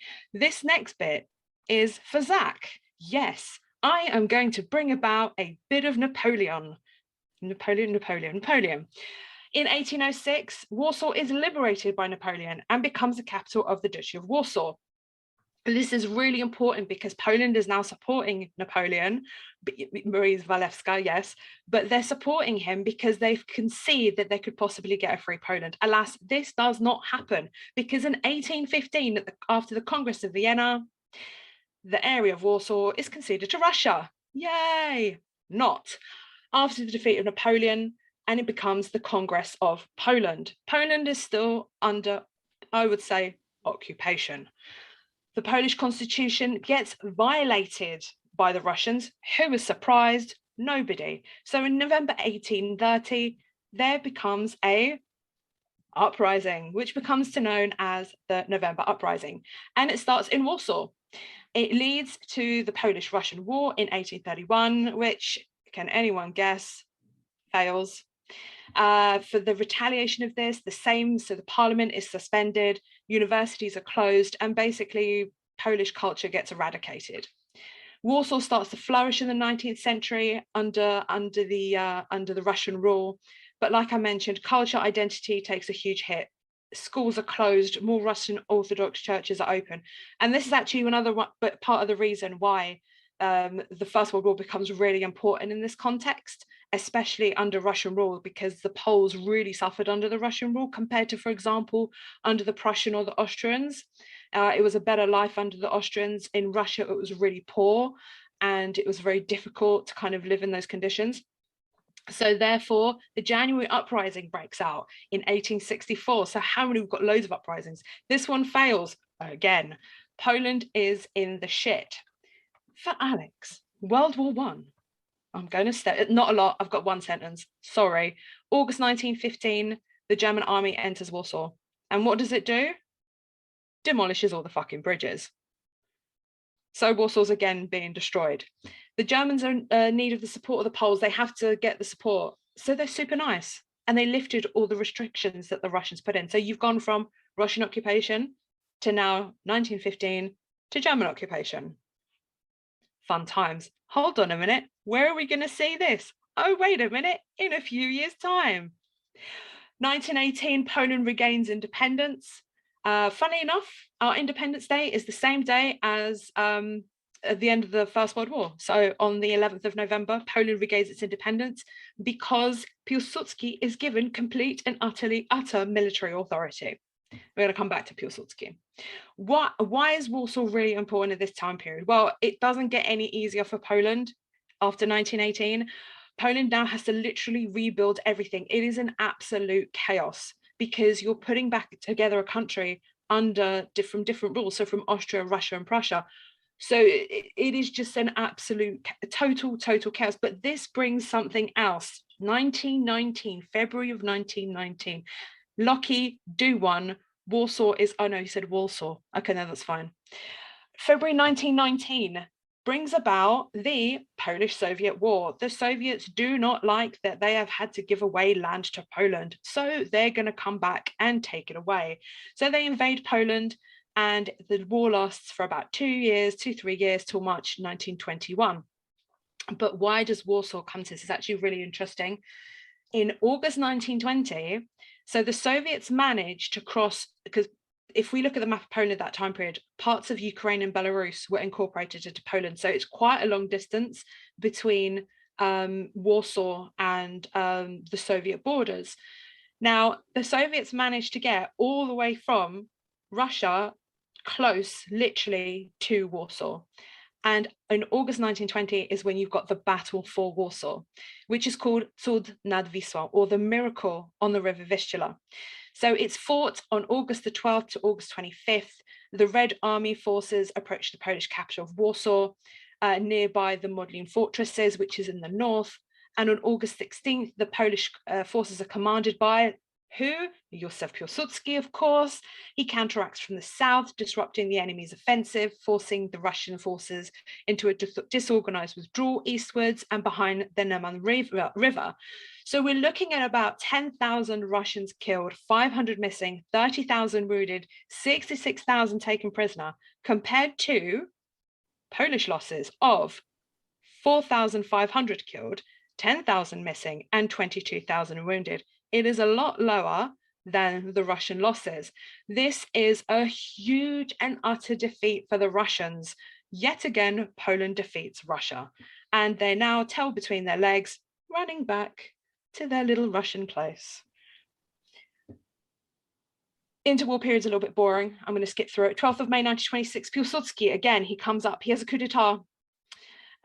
He basically didn't like who was being put into government. So he brought in the army and told everyone to go screw themselves. He is taking power. Funnily enough, he doesn't actually accept the seat of president, but he does play a very important role, wink, wink, in political life. So we all know who held basically all the power. It was Piłsudski. He's also known, by the way, as the father of modern day Poland. So to a certain point, he was actually really good for reconstructing Poland. Right, let's skip to the good part now. 1st September 1939, Poland gets invaded. Warsaw is attacked on the 9th of September, so 9 days after its attack. Poland at this point is being severely bombed, and Warsaw is completely, it's parts of it just completely destructed, especially the royal palace in the old town. It basically surrenders on the 27th of September. It lasted, compared to most cities, Warsaw lasted a really long time. They held out for a very, very long time. The Germans enter on the 1st of October. Overall, you got 31,000 people dead. 10% of the city is destroyed. Now, 10%, hold that thought. At this point, only 10% of the city is destroyed. It's about to get worse.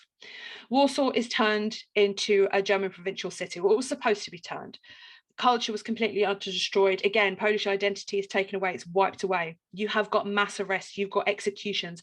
For example, the Wawer massacre on the 26th to the 27th of December, 107 Poles were murdered because 2 German soldiers were shot in the street.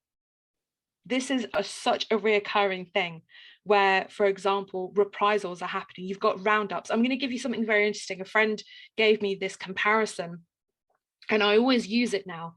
So if you look at roundups, because roundups also happened in France and roundups happened in Poland at the same time. And if you let's say we take 100 people from France and 100 people from Poland.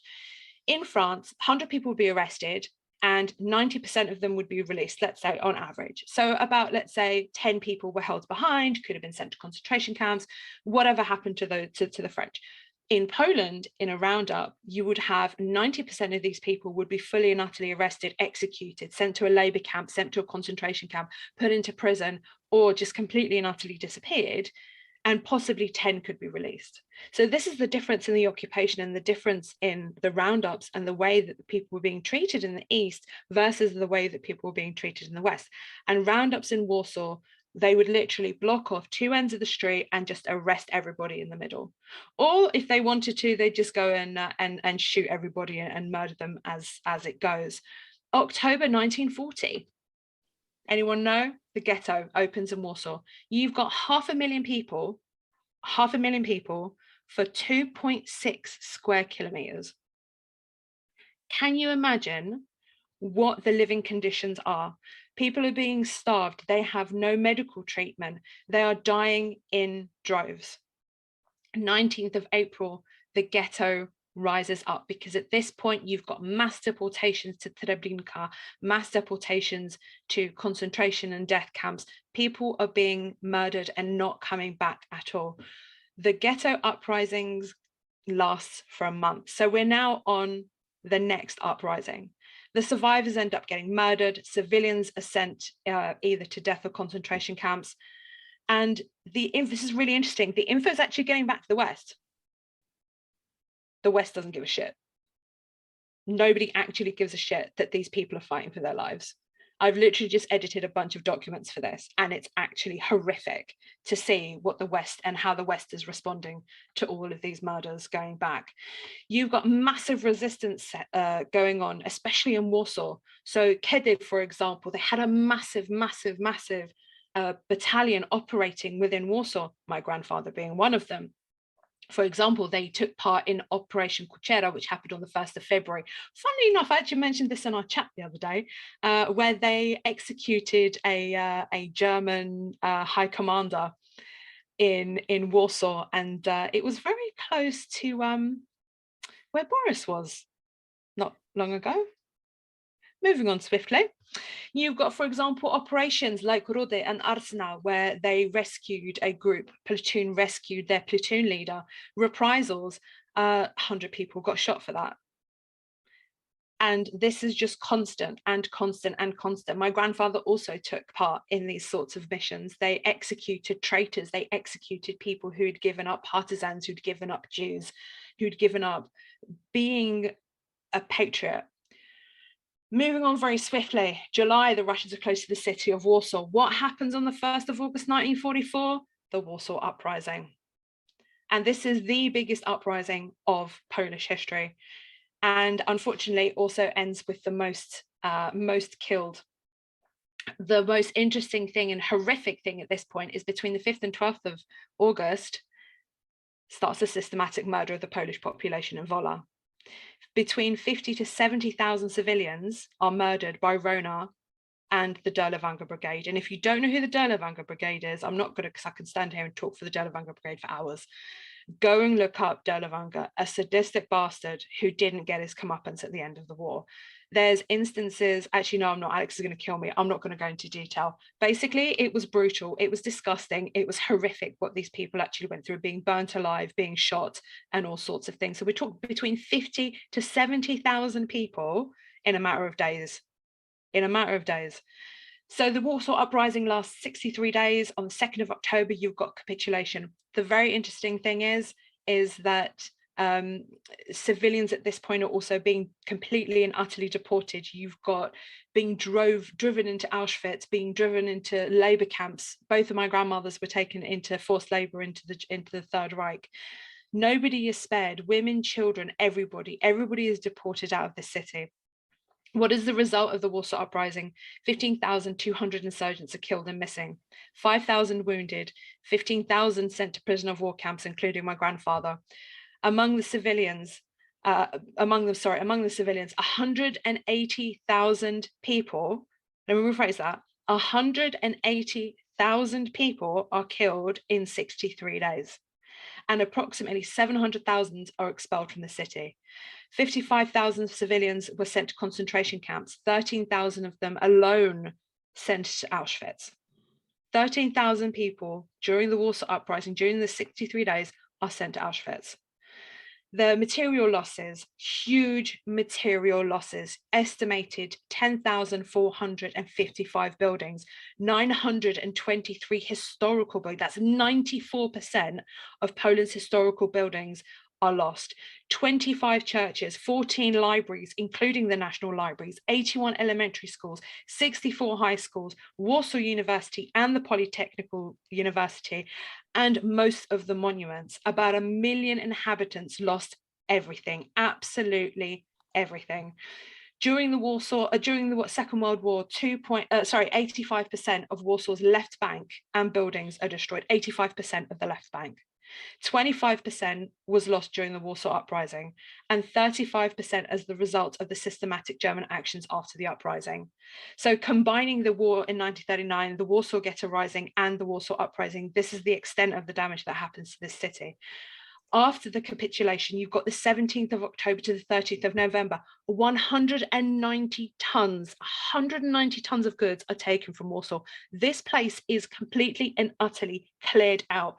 Every single thing, a mattress, clothing, a can of peaches, everything is frigging gone.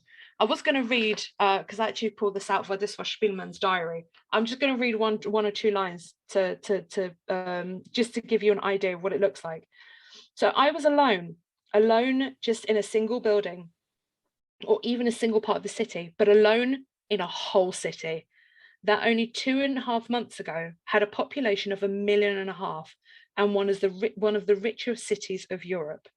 It now consisted of the chimneys of burnt out buildings pointing to the sky and whatever walls the bombing had spared, a city of rubble and ashes under which the centuries-old culture of my people and the bodies of hundreds of thousands of murdered victims lay buried, rotting in the warmth of these late autumn days and filling the air with a dreadful stench. I mean, that gives you an idea of the state of Warsaw at this point. It's absolutely horrific. So you've got the Germans are out of there by mid-November.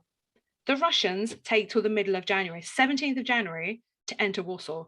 So what they've done is the Russians just sit and watch Warsaw burn to the ground completely and utterly. And then, unfortunately, 1st of February, the Polish People's, bloody, it's a bit of a mouthful, Polish People's Republic is proclaimed in Warsaw. That's it. Communism now strikes the Poland.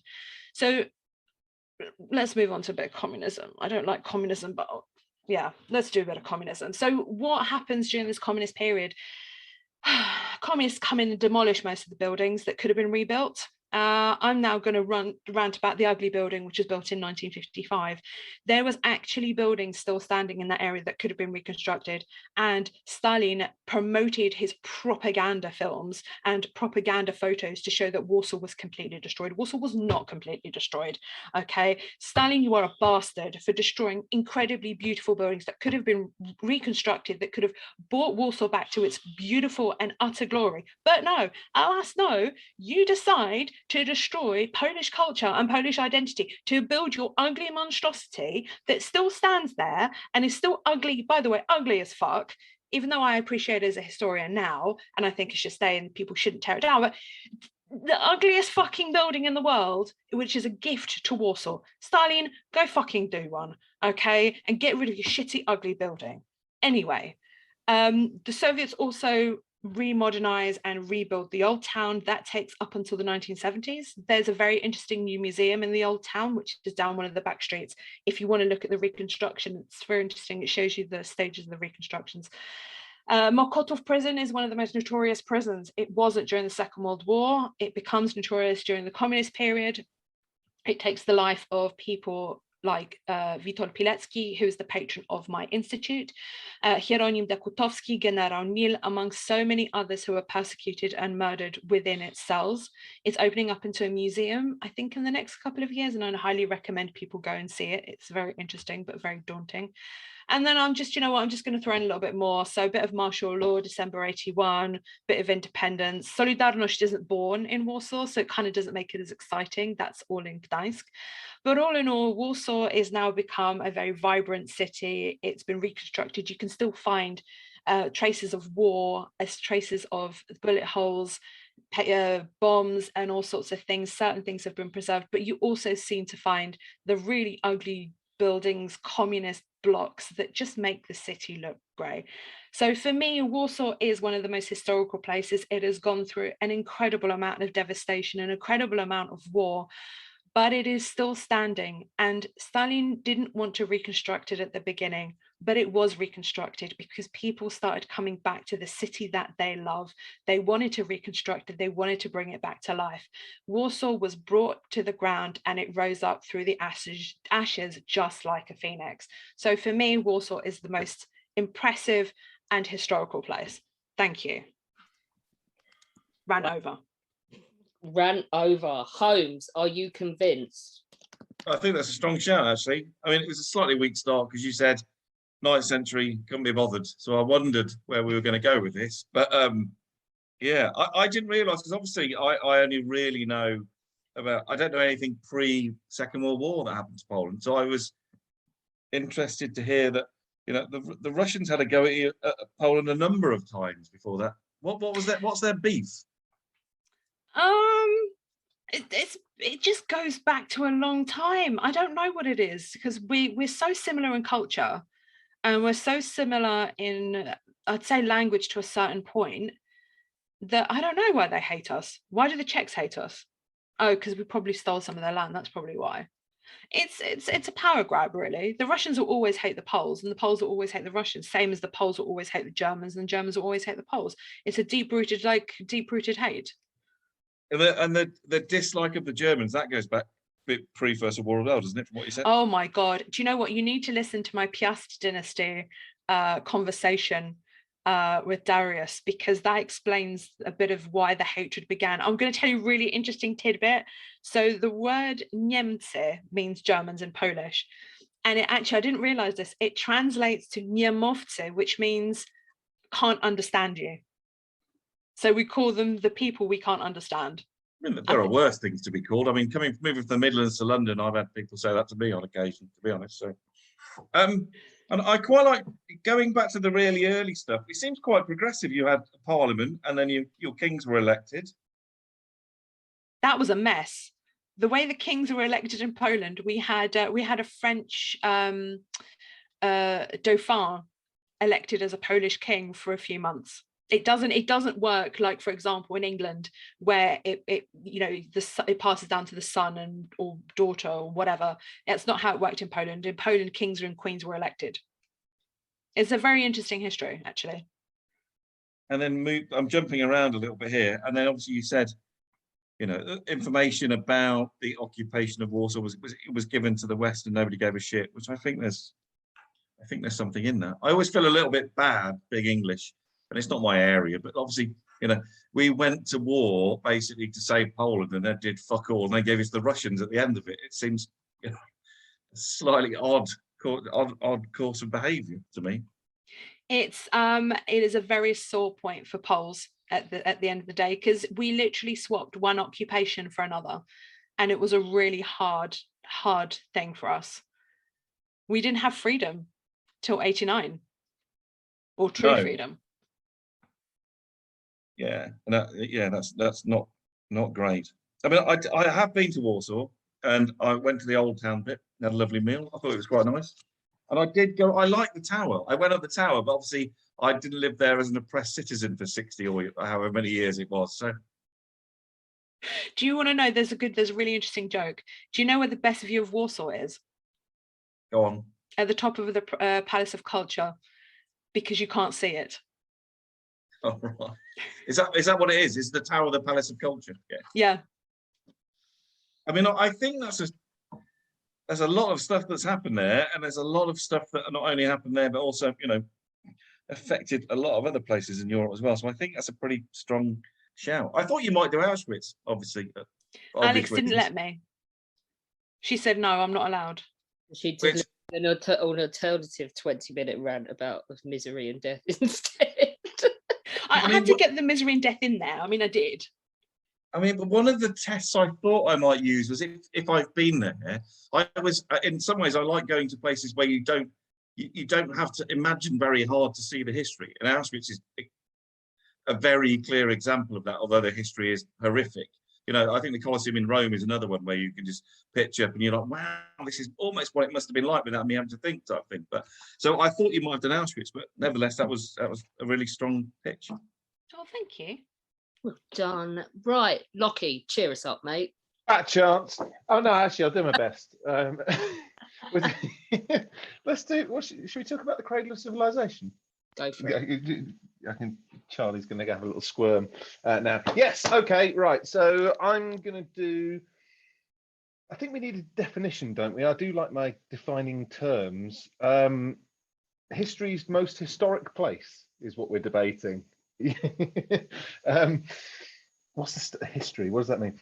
The study of past events, the study of change over time, possibly. I think the fact that we've got prehistory or pre-literary history implies that the development of writing systems and records surviving to the present day, or at least to the point where historians can have a look at it, is a fairly valid basis on which to judge a place or something even as being historical. Okay, in this context, the place where the earliest writing systems developed, where scripts and records were sort of first kept, and where civilization, quite frankly, began, has to be in contention for the most historic place. It has to be. It literally just has to be. I present to your consideration, people, Mesopotamia. Now, even if the only thing in the world that had happened there was that sort of writing had been invented, not sort of, I mean, there were kind of scripty kind of pictorial things beforehand, but actually like a coded writing system had been invented. That would be cool. Okay, but the fact that the area's history is compelling, it's bang up to date and relevant to us in today's world, with events hitting headlines right through into the 21st century. It's big. Let's kind of get into the early days first of all, without just doing a list of stuff and annoying homes. Civilization, the start of that. How does civilization start? Well, obviously, speaking as an East Anglian, I'd say groups of people working together in communities, keeping livestock and farming, growing crops, things like that. It's been happening in Mesopotamia for around about 11,000 years or so. Keeping pigs and sheep, which I can relate to and appreciate. That's the earliest livestock, fine. There's quite a few places with stories like that, from kind of not too far away from there, to be honest. They're not earlier, so this is the start of that. I think beer brewing is a big deal. I always quite like this, the fact that, you know, the earliest evidence of beer brewing. I mean, the best stories start with a beer, anyway, don't they? Earliest evidence for beer brewing is a tablet from around about 4000 BC, found in Sumeria, depicting people drinking beer. Nice. That's a good start for Mesopotamia. This is actually before proper writing systems and script developed. That happened around about 3,500 years ago, we think. So maybe just a little bit later. And Mesopotamia probably pips Egypt and China with its cuneiform script as opposed to hieroglyphics.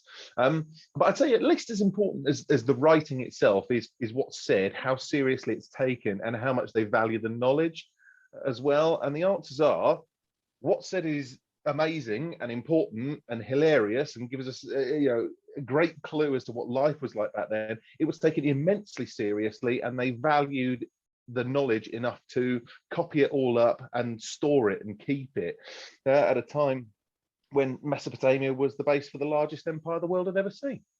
So this is huge. The first library to contain all knowledge was a compendium of tablets recording history and science and correspondence and contracts and omens and accounts and laws, and it was all kept in Nineveh, the old capital of the Assyrian Empire in Mesopotamia.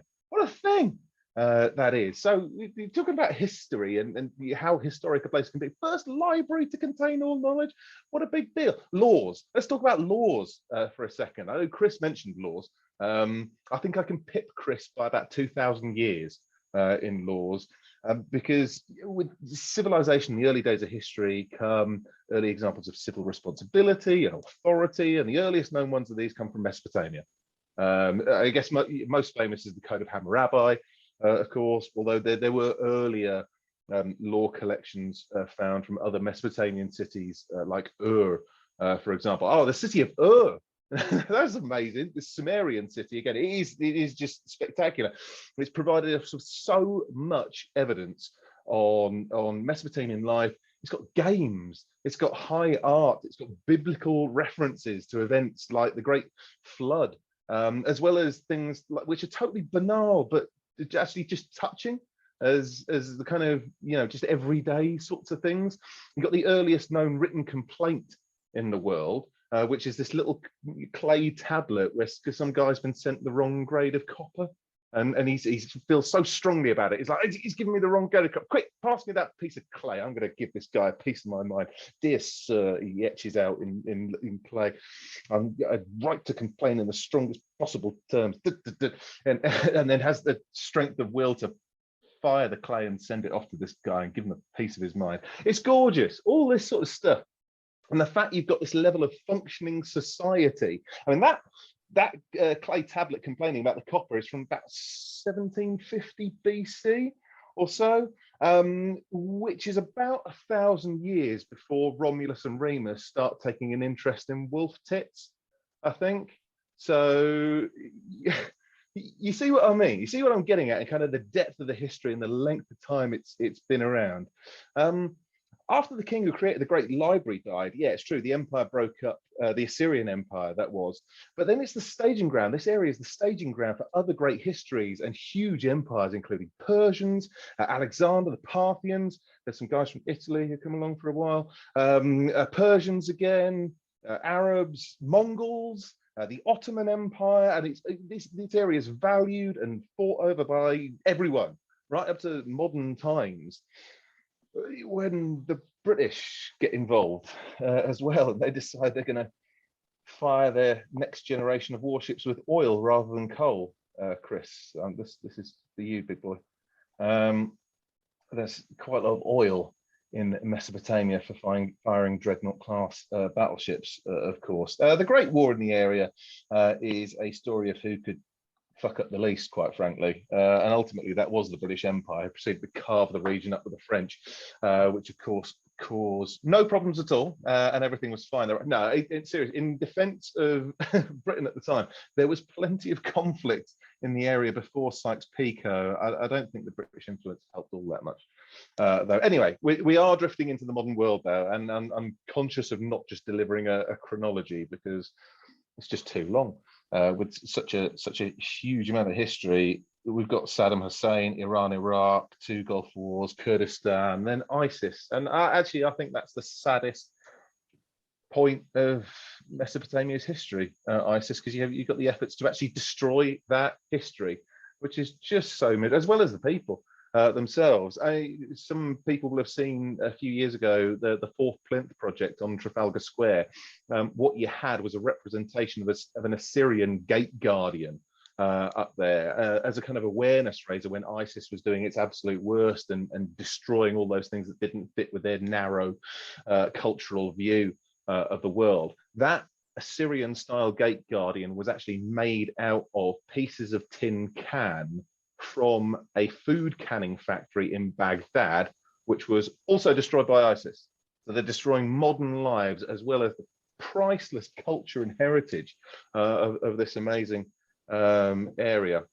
But the fact that this made it onto Trafalgar Square puts it front and center in everyday Londoners' lives as well. So it's relevant to us, as well as things like script and beer and civilization, things like that. So there you go. I'm going to wrap up. You've got about 11,000 years of cooperation and farming and brewing, writing and creating, sex and death, eating and drinking, administering and conquering. It is the cradle of civilization, but it's also the scene of modern atrocities as well. It's never not battered, this area, and it has mattered for the longest of anywhere. And its influence is evident in everything that we see around us, and therefore must be history's most historic place in history. Well done, Lockie. And I don't know if you knew you were going down this route, but Holmes has a personal connection to Mesopotamia and the Tigris, don't you, Holmes? I do. My great uncle died in February 1916 in the siege of Kut. He was with the 2nd Dorsets. No known grave is on the Basra Memorial. And also, I've got a little bit of a secret thing for the whole Mesopotamia cuneiform thing as well. So much better than hieroglyphics. Hieroglyphics are too flashy, too showy. Do you know what? I really like the other link with the First World War and cuneiform, because Henry Rawlinson, father of General Sir Henry Rawlinson, commander of 4th Army on the Somme, yeah, basically the general's dad was a very prominent Assyriologist, and was one of the ones involved in cracking and translating cuneiform and discovering a load of stuff and getting it translated as well. So he's a key guy in our understanding of Mesopotamian culture. It's good. I mean, I quite often, if I go, the 2 times a year I go to the British Museum, don't go into the Egypt bit. I'd go upstairs straight away and look at the cuneiform stuff, because they're great. Yeah. They always look like, there's a great, you mentioned, the letter of complaint. There's also like a contract for the sale of a horse, which ties in with your legal thing as well. But it looks like it's written on a First World War biscuit. It's great.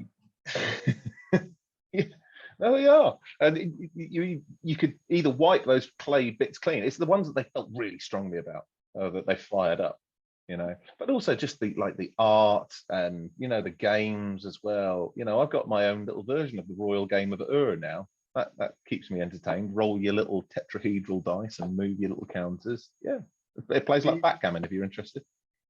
You mentioned beer, and the first ever beer advert was found in Mesopotamia as well.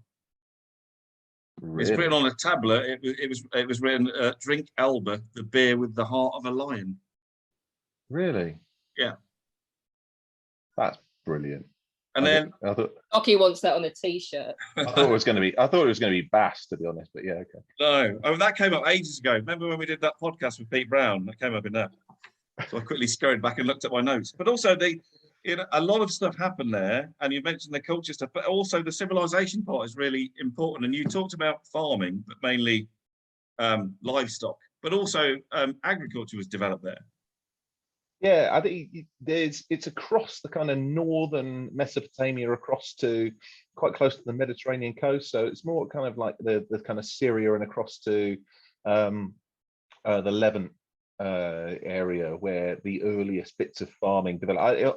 When I do my British Museum tours, I point this out. There's a couple of stones from about 9000 BC, and one's a very kind of flat one, and one's quite a small one that sort of sits on top. Both very smooth, and they're both used to grind grain and stuff like that. And bear in mind, you've got the Rosetta Stone, and you've got the Parthenon marbles, and you've got the treasures and treasures and treasures. Here are two rocks to look at. I usually get quite a mixed reception when I point these two rocks out, and some people really appreciate it, and some people are like, okay, can we do some shiny things now? And then putting it really simplistically, but it was the advances in agriculture that meant you then had surplus of grain, which meant trade could start and money, and then cities, that type of thing, isn't it? But that's it. You know, you've got individuals who can then leave the farming and the food production to others, and they can concentrate on writing, and you can have art, and you can have education, and you can have record keeping, and you can have trade as well, and all those things that make an actual civilization happen. Yeah. Yeah, it's a strong one. It's a strong one for me. It is indeed. But we have basically the usual pissing contest still to come, because we have two girly squats and a science nerd left, people. Right, okay. I know which order I want to do this in. I'm going to start with Charlie. Right to reply. I like this. This is good. Have you ever heard the old one about two guys who are being chased by a wolf? As they're running, one turns to the other and says, "We're never going to outrun him."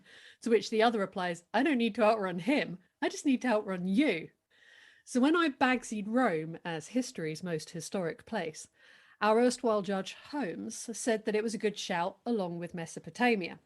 So here's why Rome is better than Mesopotamia, with a wolf or two thrown in for good measure along the way. To state the obvious, Rome is still there. Want to visit it? You can. It's a budget airline and a shonky hotel away. It's pretty safe, and it is littered with its history. Literally. It's everywhere. From the Forum to the Colosseum, the Pantheon to Palatine Hill, you can stand in the surroundings of the Caesars and touch the stones that they may have touched.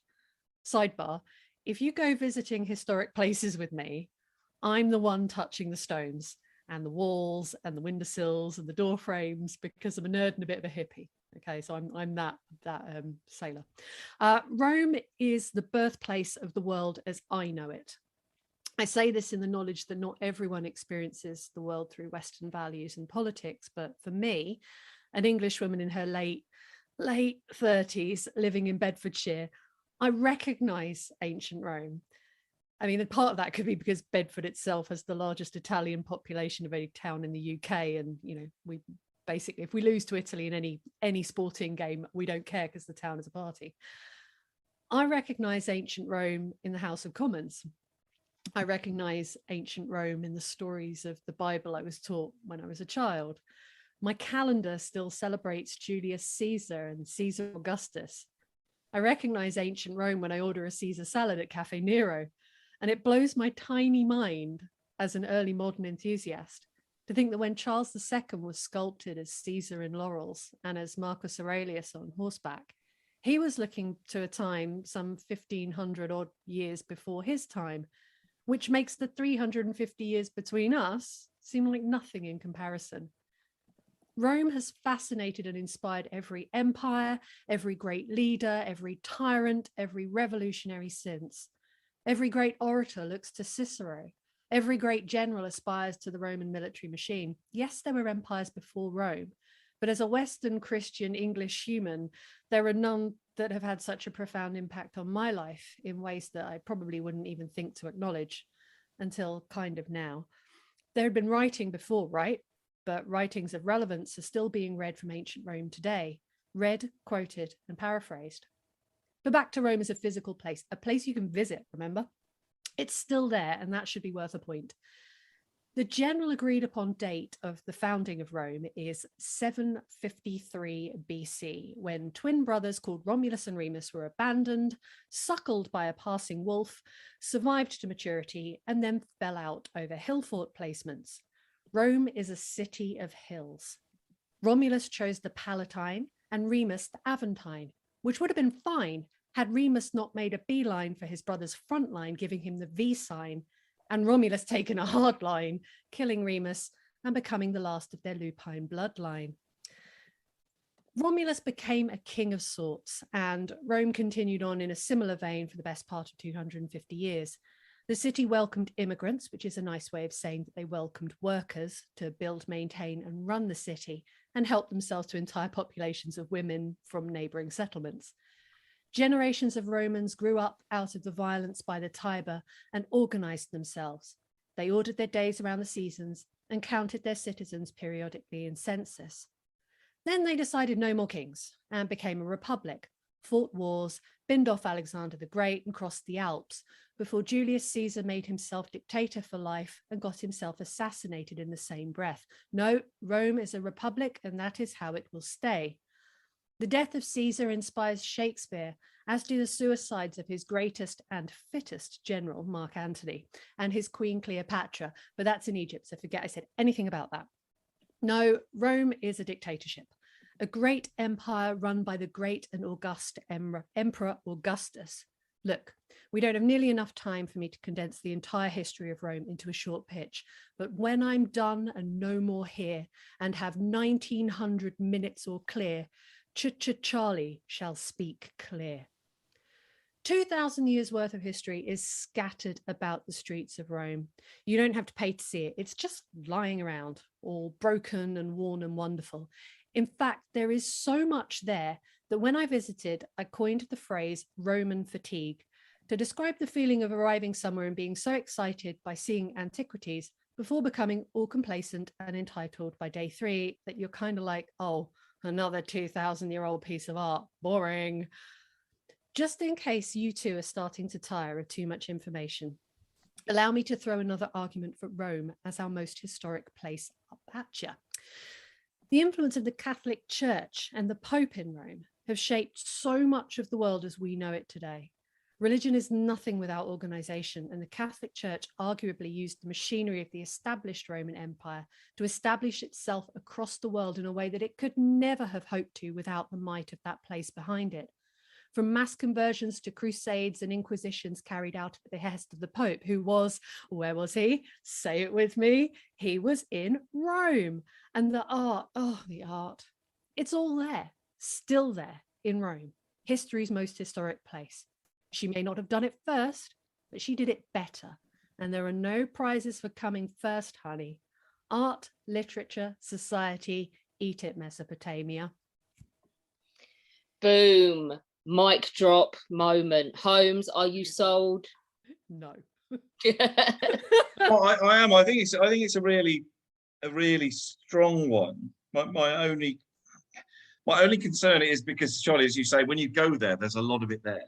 You know, it's wonderful. You go there and it's brilliant, and you know, you stand there looking at all sorts of stuff. Even I've only been there twice, not very long, and you stand there looking at all sorts of stuff, entranced by, even when you don't know what it is. So you know, there's arches everywhere and columns and bits in the forum that are just tiny bits of building that you've got no real idea what it is. It's sort of more obvious on the Palatine Hill, for example.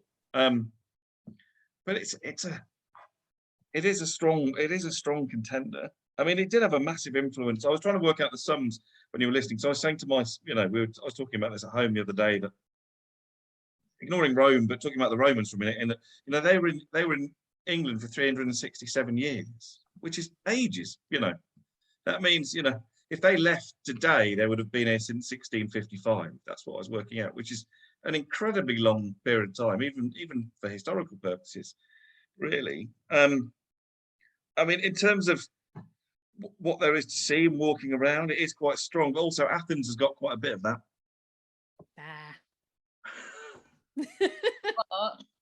I mean, factually, it has a little bit, you know. Yeah, but Caligula. Can I just win for Caligula? Come on. They got so many temples in Rome that they just use one for a cat sanctuary. Oh yes, there are cats all over Rome, everywhere. Can you go to Rome without being born there or dying there? That's another criteria, isn't it, for the well, you have to island. throw a coin in the Trevi Fountain, don't you, to see if you'll come back. Yeah. But I suppose in terms of civilization, why should its influence outrank Mesopotamia?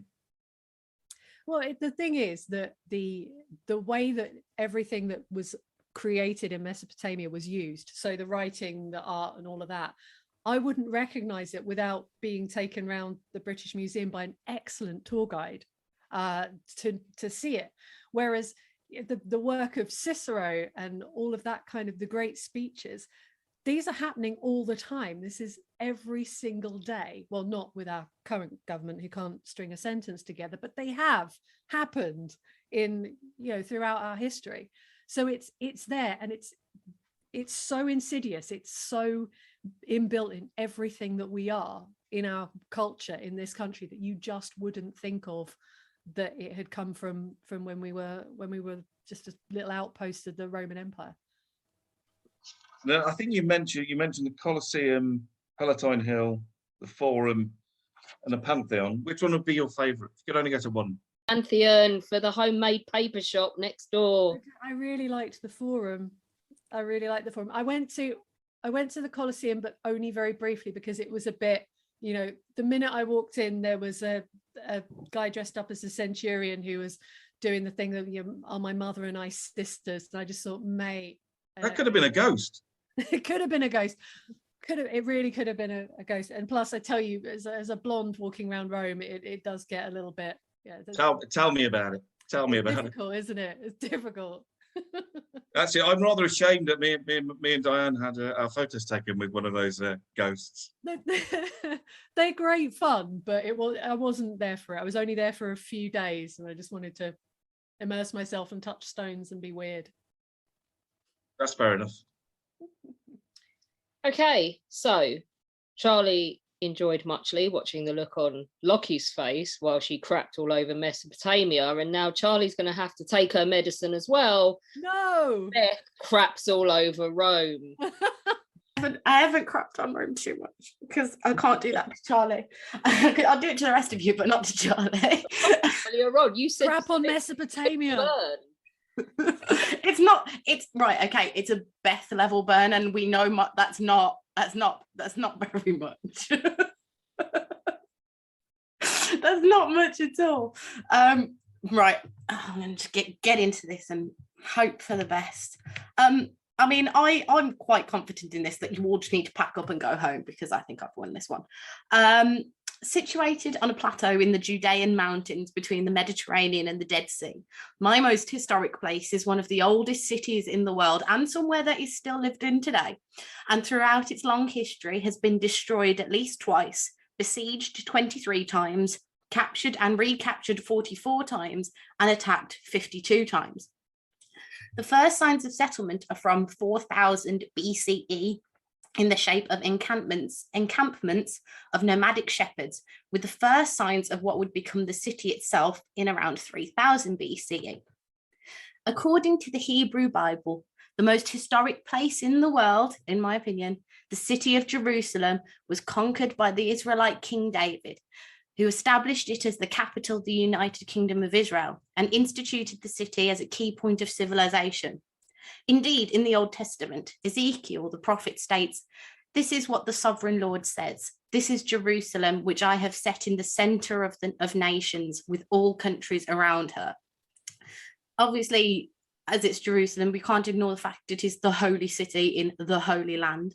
It is incredibly important to the three major Abrahamic religions of Islam, Christianity, and Judaism. Obviously, we've got the Old Testament and many of the prophets being set around Jerusalem. We also then have the New Testament accounts of Jesus's crucifixion, subsequent resurrection, all happen in Jerusalem. In Sunni Islam, Jerusalem is the third holiest city after Mecca and Medina, because it's the place in Islamic tradition where Muhammad made his night journey to Jerusalem in 1621 CE, from where he ascended to heaven and spoke to God. As a result of all these events, and then of course everything that's happened for all three of those religions, despite having an area of only 0.9 square kilometers, the old city of Jerusalem is home to many sites of seminal religious importance, namely the Temple Mount, the Western Wall, the Church of the Holy Sepulchre, and Al-Aqsa Mosque. Now, the development of Jerusalem as the important place that it becomes, not just from a religious perspective, but from a cultural perspective, is particularly strange. The fact that when the settlement was first being created, there was nothing special about it. It was a hill and there was a spring next to it. It was a good place to build your settlement, but it's not on any major trade routes of those early years. And it was really, really far from the sea. It was just a mountain in the blistering Judean desert. But it has developed into an extremely important cultural and religious place. One of the key moments in the history of Jerusalem is the siege of the city, and in 70 CE, AD, whichever you prefer. It's a really key defining moment in the First Jewish-Roman War, which the Roman army captured the city of Jerusalem, they destroyed the city and destroyed the temple as well, which completely ruined life for the Jewish people who lived in Israel at the time. The Roman army, who were led by the future Emperor Titus at that time, had besieged the city for about 5 months before they managed to get in and actually destroy it. And this point is really, really important, not just in the history of Jerusalem and the history of Israel, but also in the world itself, because it marks the end of Jewish independence, whatever, I don't know how you want to word it, it's a difficult subject, marks the end of Jewish independence in the Holy Land. And we don't really see the kind of Jewish state, Jewish entity in that part of the world until 1948. From a perspective of then the Roman Empire, after the siege and the destruction of Jerusalem, it meant the Jews were banned from Jerusalem itself, and was really seen as a withdrawal of the divine favour that had been the divine favour that had been placed on the Jewish people by God. It led to a change in the practice of the Jewish religion itself, whereas all of the main prayers, you have synagogues and so on, but all of the main prayers were conducted at the temple in Jerusalem. That had to change because the temple was no more. It also meant then as well for Christianity, because at this point in time, Christianity was just a tiny Jewish faction of people who followed Jesus as the new prophet and as the Son of God. And when they saw that the temple had fallen, they took this opportunity to separate themselves from Judaism, and modern Christianity, as we know it, comes from that point. Then, of course, as well, after this siege has gone on, this is the place where as well, because of this siege and because of the moving out of the Jewish population of Jerusalem, this convinced Muhammad, as part of his development and the creation of Islam, that he was the third and final revelation of God. The first had been the Jews, the second was Christianity, and then he was the third iteration. So you can say that AD 70, BC, BE, whatever, is when modern religion began in the Western world as we know it. Without that point in time, who knows whether Christianity may have just faded off and just been an offshoot of Judaism that would have gone nowhere really, maybe had a very select group of followers in that part of the world. Would Islam have developed the way it would? And then would any of the cultural and political and religious developments that have happened over the last 2,000 years, would they have even happened if that siege in that city had not gone the way that it had? And because the catalyst for what we understand as religion happened in Jerusalem, it means that Jerusalem is the birthplace of all of those contributions and all of those developments. It's a tenuous link, I know, but I'm going with it, which also means that Rome has to be discounted as the most historic place, because Rome would be nothing without its churches and Christianity, seeing as it all came from Jerusalem. I'm really, really sorry, Charlie. But without its churches and without Jesus, and I've been there, and as a Catholic, it's very, very beautiful. You've still got the cats, Charlie. It's probably not up there. It's not up there, is it? Yes, but who killed Jesus? The bastard Romans. And then, you know, this whole area has been such a you know, I think to say that Jerusalem has been a key point of political and religious strife and heartache and despair and tragedy, that's putting it quite mildly. Of course, we've got the Crusades between obviously the Christians and the Muslims, and fighting for control over the Holy Land, which had been taken over by Muslim forces when they'd taken control of Jerusalem and Nazareth and Bethlehem and other important religious sites for the Christians, which of course they then simply had to go and take back because they're ours. How dare they? And that's obviously inflicted a huge cultural aspect at the time. How many thousands, millions of people went to the Holy Land, to Jerusalem, to see the holy city, to save it from the infidels or what have you. And it's believed that all in all, around 1.7 million people were killed as a result of the Crusades, which at that time, that, you know, the 10th, 11th, 12th century would have been a huge chunk of the population that would absolutely have destroyed potentially lots of cultures throughout Europe, mainly, of course. It does then fall eventually to the Ottomans, who, you know, I don't need to go into much about what happened. They control the area for 400 years. The collapse of the Ottoman Empire after the First World War creates a bit of a vacuum. The British step in to help and create the Protectorate, and then eventually fuck off in 1948. And of course, it all goes to pot. It already had anyway, but just got even worse. And I'm not an expert on the Israel-Palestine conflict. I do not propose to be. It is a completely insane conflict that I think we can all agree is completely awful. But I can't go into it because it's just too much and trying to argue for the whys and wherefores of Israel versus Palestine, etc. But Jerusalem continues to be a place of really important historical significance due to the role it has in that conflict, and we can't get away from that. You know, Jerusalem, both sides recognize it as their capital, which obviously is very difficult. Most of the international community accept Israel's claim. Again, not going to go into that. I'm not all for that. We're down the pub. It's supposed to be fun. But historically, the settlement and then the city of Jerusalem has played a significant role across the globe. There is no one other location that means as much to as many people as Jerusalem does. One way or another, most people on this planet will have some sort of connection to the city, mostly through their religious convictions. 3 of the world's largest religions have their roots in the city, and these religions have formed cultures, countries, and conflicts, which have all inflicted serious consequences on the rest of the world. But Jerusalem will also be remembered for the role it has played in one of the most intense and incendiary political crises of all time. What seems to be never-ending conflict between the Israelis and the Palestinians has Jerusalem and the land surrounding it at its heart. And I must say, I do hope there is some sort of peaceful resolution in our time. Jerusalem has survived through sieges, wars, and destruction, and I am sure it will continue to do so, but potentially not in a way we would recognise it today. And just to round off, it's easy to look backwards when talking about the most historic place. However, I want to round off my pitch by doing something that no one else has done this evening and look forward. Look forward to an event that has not yet happened, but will surely clinch this win for Jerusalem. Because not only is Jerusalem one of the oldest cities in the world, seeing more history than any others and still being a place where people reside today, but it is also the only place in the world where, according to all 3 Abrahamic religions, Judgment Day will start. So we better prepare ourselves down the pub reprobates, because Jerusalem's going to go out with a bang, and with the way we behave, we're all fucked.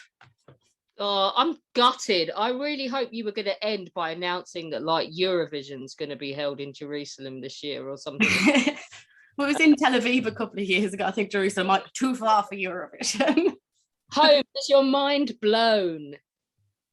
No, not really. And that's partly down to my own ignorance, probably a little bit. I mean, it's yeah. I mean, also, I haven't been there, so that's a disadvantage. And you know, there's been a lot of religious strife there for God knows how long. I mean, and obviously we don't want to go into that. But I also found the Crusades quite depressing. That was, you know, there was enough strife there already before we pitched in and started pissing about with it. And, you know, that's sort of the early days of empire building in a way.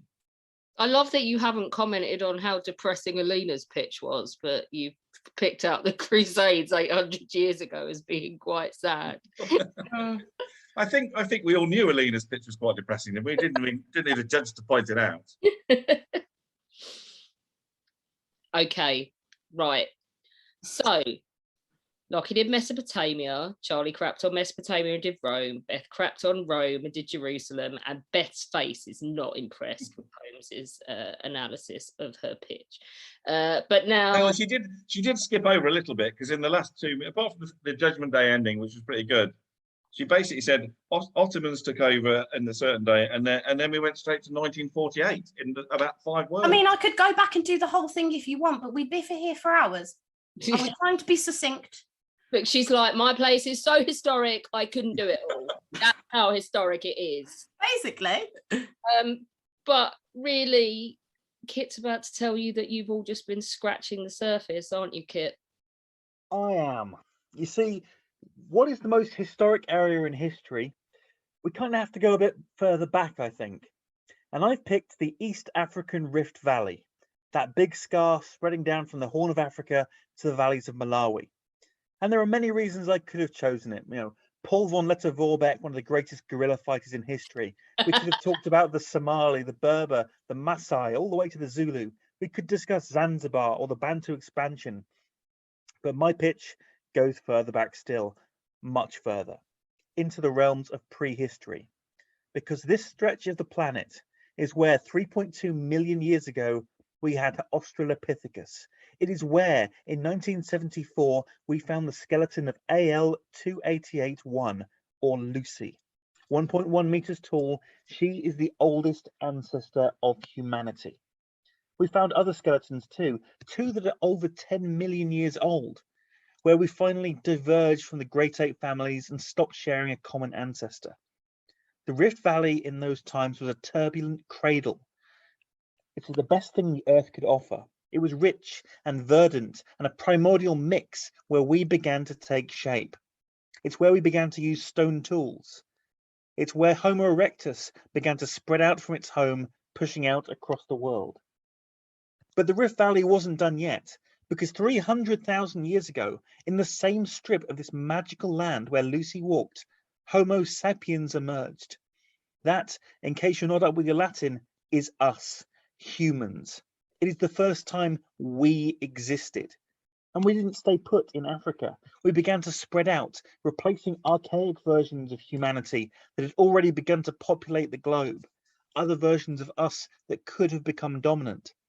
It wasn't overnight. This was a gradual process that took upward of 200,000 years to finally replace Clive's Peking man. But with it, the spread shared that silent miracle, our genetic blueprint. The Rift Valley is the most important site in history, not for a single event, because this isn't a single event affecting a single region. It's not a competition between beautiful cities and thriving cultures. It's important for a span of millions of years that led, quite simply, to the birth of us, the birth of a creature whose fingerprint on the earth is so indelible we live in a time known as the Anthropocene.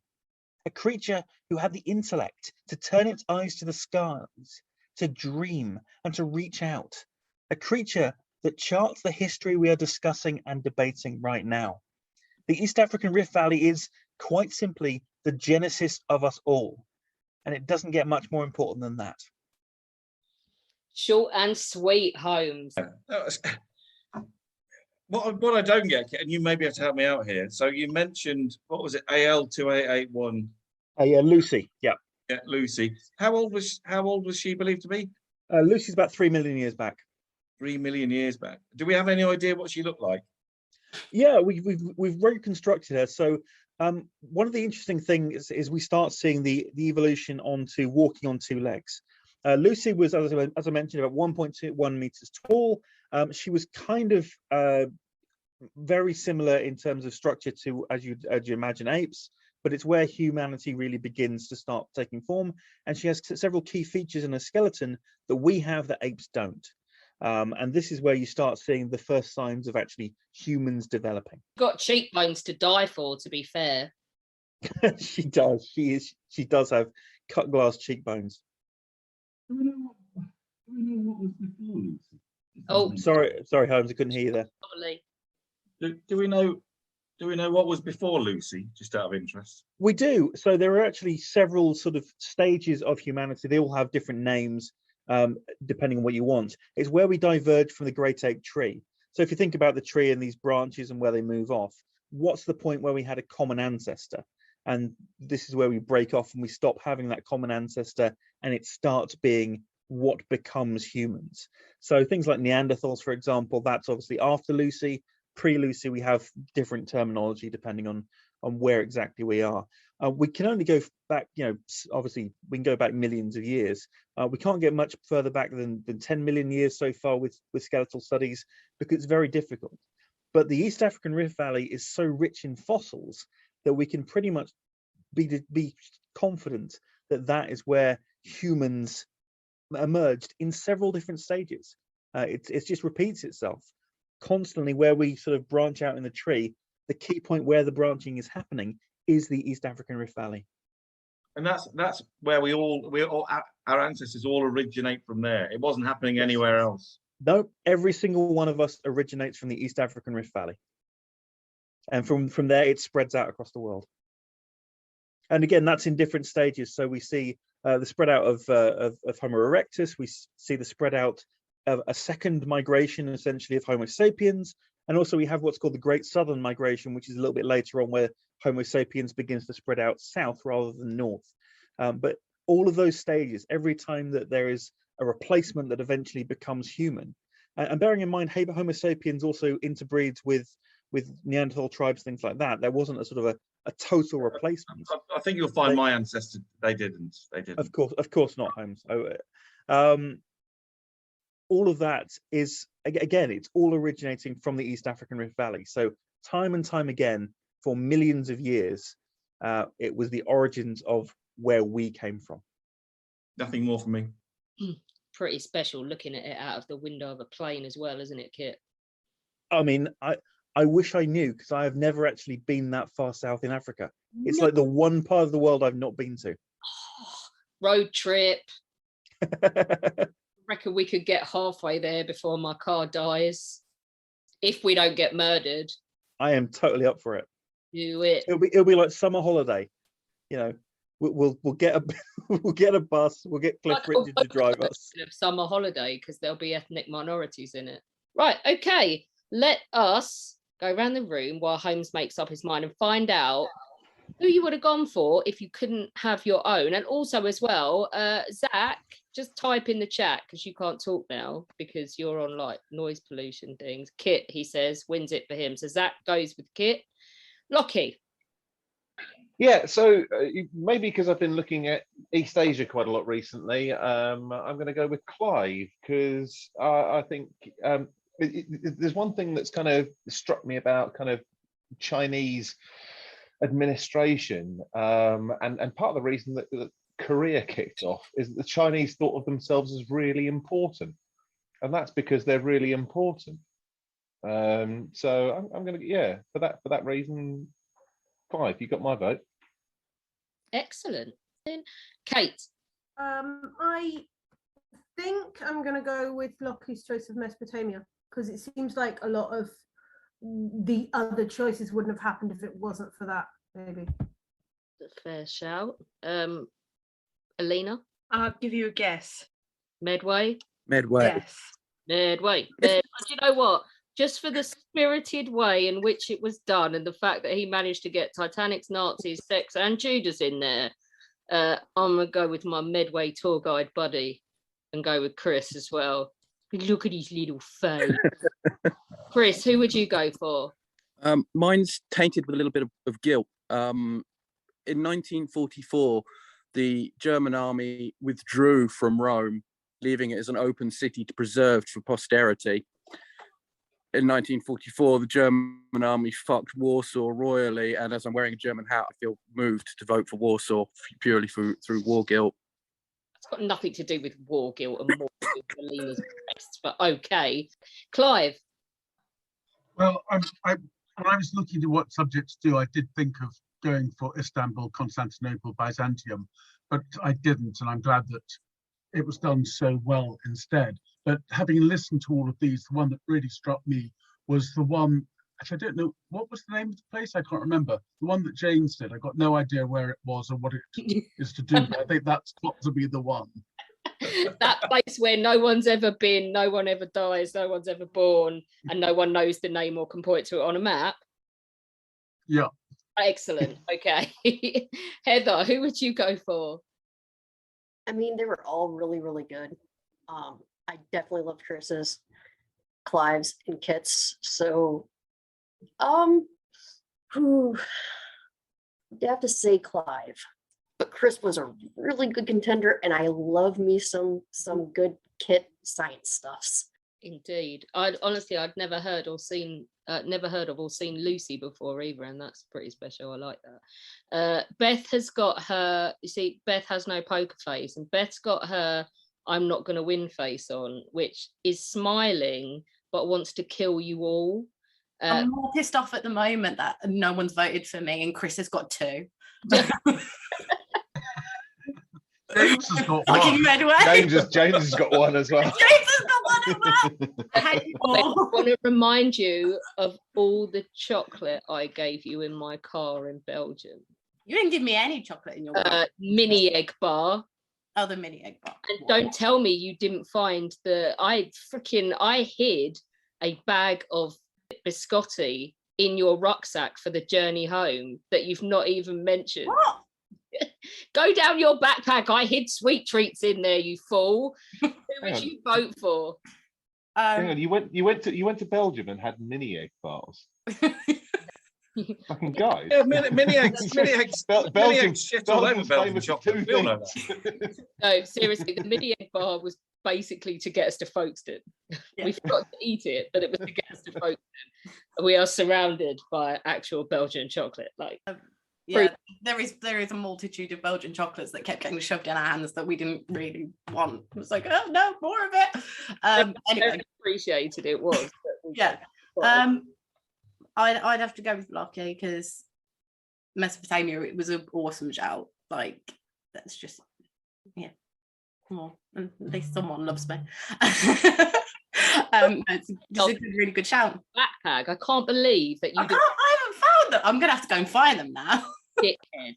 Charlie. No, let's not pretend that this isn't like Eurovision and there aren't, Yeah, it's absolutely going on in like here. Eurovision. I already sold my vote. I sold my vote for the promise of getting the phrase "the nefarious Dutch" in his pitch. So I'm with Chris and the Medway.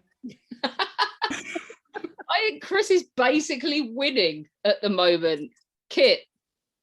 I loved Clive's pitch for Beijing. I loved Beth and Charlie and Lockie, but I want to give a shout out to Kate because I thought her eloquence about Gibraltar, which I've been to. I mean, Gibraltar is basically a rock with some monkeys and some navy people on it, and you can tell the difference because one's got glow in the dark red balls and the other ones are monkeys. So I'm going to give the shout out to Kate. Kate, you need to read a book called The End of the World Survivors Club. Okay. The first one is called The End of the World Running Club. And it's basically post-apocalyptic stuff. But in the second one, Gibraltar has been turned into a fortress for surviving humans. But there is a millionaire yacht owner bastard hanging around trying to get everybody kicked out. But yeah, The Rock is a star of this book, so you need to read it. Oh my god. Okay, cool. Yeah, I'll check it out, definitely. The monkeys are not in there though, and it makes me. Yes, the monkeys are important. They are. Holmes. It's a tricky one actually, because I know you thought you were putting the strongest three last. But I wanted to cross them over so they all crapped on each other's pitches. It hasn't quite worked like that, and then it might be down partly to my own ignorance. I mean, I thought Kit's was really interesting, but I think if we just go on the point, if it wasn't for that, we wouldn't have anything else. I don't think we can pick it on that alone, basically. And I feel sorry for Beth because she's been looking at me with terrible looks since the end of her pitch, and it still isn't looking at me now, actually. But that's possibly down to my own ignorance. I mean, when I have a co-judge, normally I've never not agreed with the co-judge on the top three. We might tweak the order around a little bit, but this one might be different if there was another judge. But anyway, without further ado, I'm putting Alina in third place because I thought that was a really interesting and strong pitch. Oh, thank you. And there's probably consequences we're still feeling from the it's 20th century only, pretty much the consequences we're feeling, but they were fairly significant. The next two were hard, but I'm putting Charlie in second, which I really struggled to split them, but I was just thinking, well, I would only go Rome because I've seen bits of it, and that's possibly a little bit unfair because I think Mesopotamia had probably a larger impact overall. Victory is lovely, and he's very, very smug. I can't remember what the next topic is. Can any of you? Beth's like, no, and I don't give a shit. I'm really hoping. I want to incite a mutiny against this judge now. Clive will die. I haven't been there. Well, we haven't been to the moon either, but the moon's pretty great. So nobody nominated the moon. I should have done the moon. Not very historic though, is it? I mean, it's there until the 60s. I mean, it's caused tides for a long time. Until a few years ago. So. No boats without tides. There's the Nazi space station on the moon, according to Iron Sky. So that film is excellent.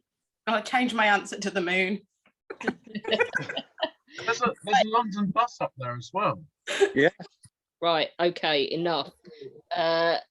Until next time, when hopefully Beth would have stopped sulking, and Lockie will have sobered up because I have a feeling he's going to go and have a few drinks now because victory is his. That looks like a pea sample. I don't know what you're drinking, Lockie. It's a vegan beer.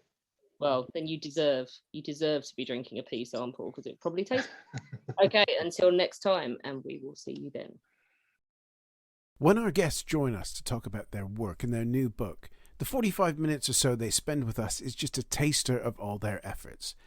So to this end, we have launched our very own bookshop on bookshop.org, where you can find our guests' latest and greatest books. You can support them, and you can support History Hack too. 10% of every sale via our bookshop supports the podcast and allows us to keep at it and bring you more amazing guests. You can find our bookshop at bookshop.org/shop/history hack, or just search on bookshop.org for us under the shops bit.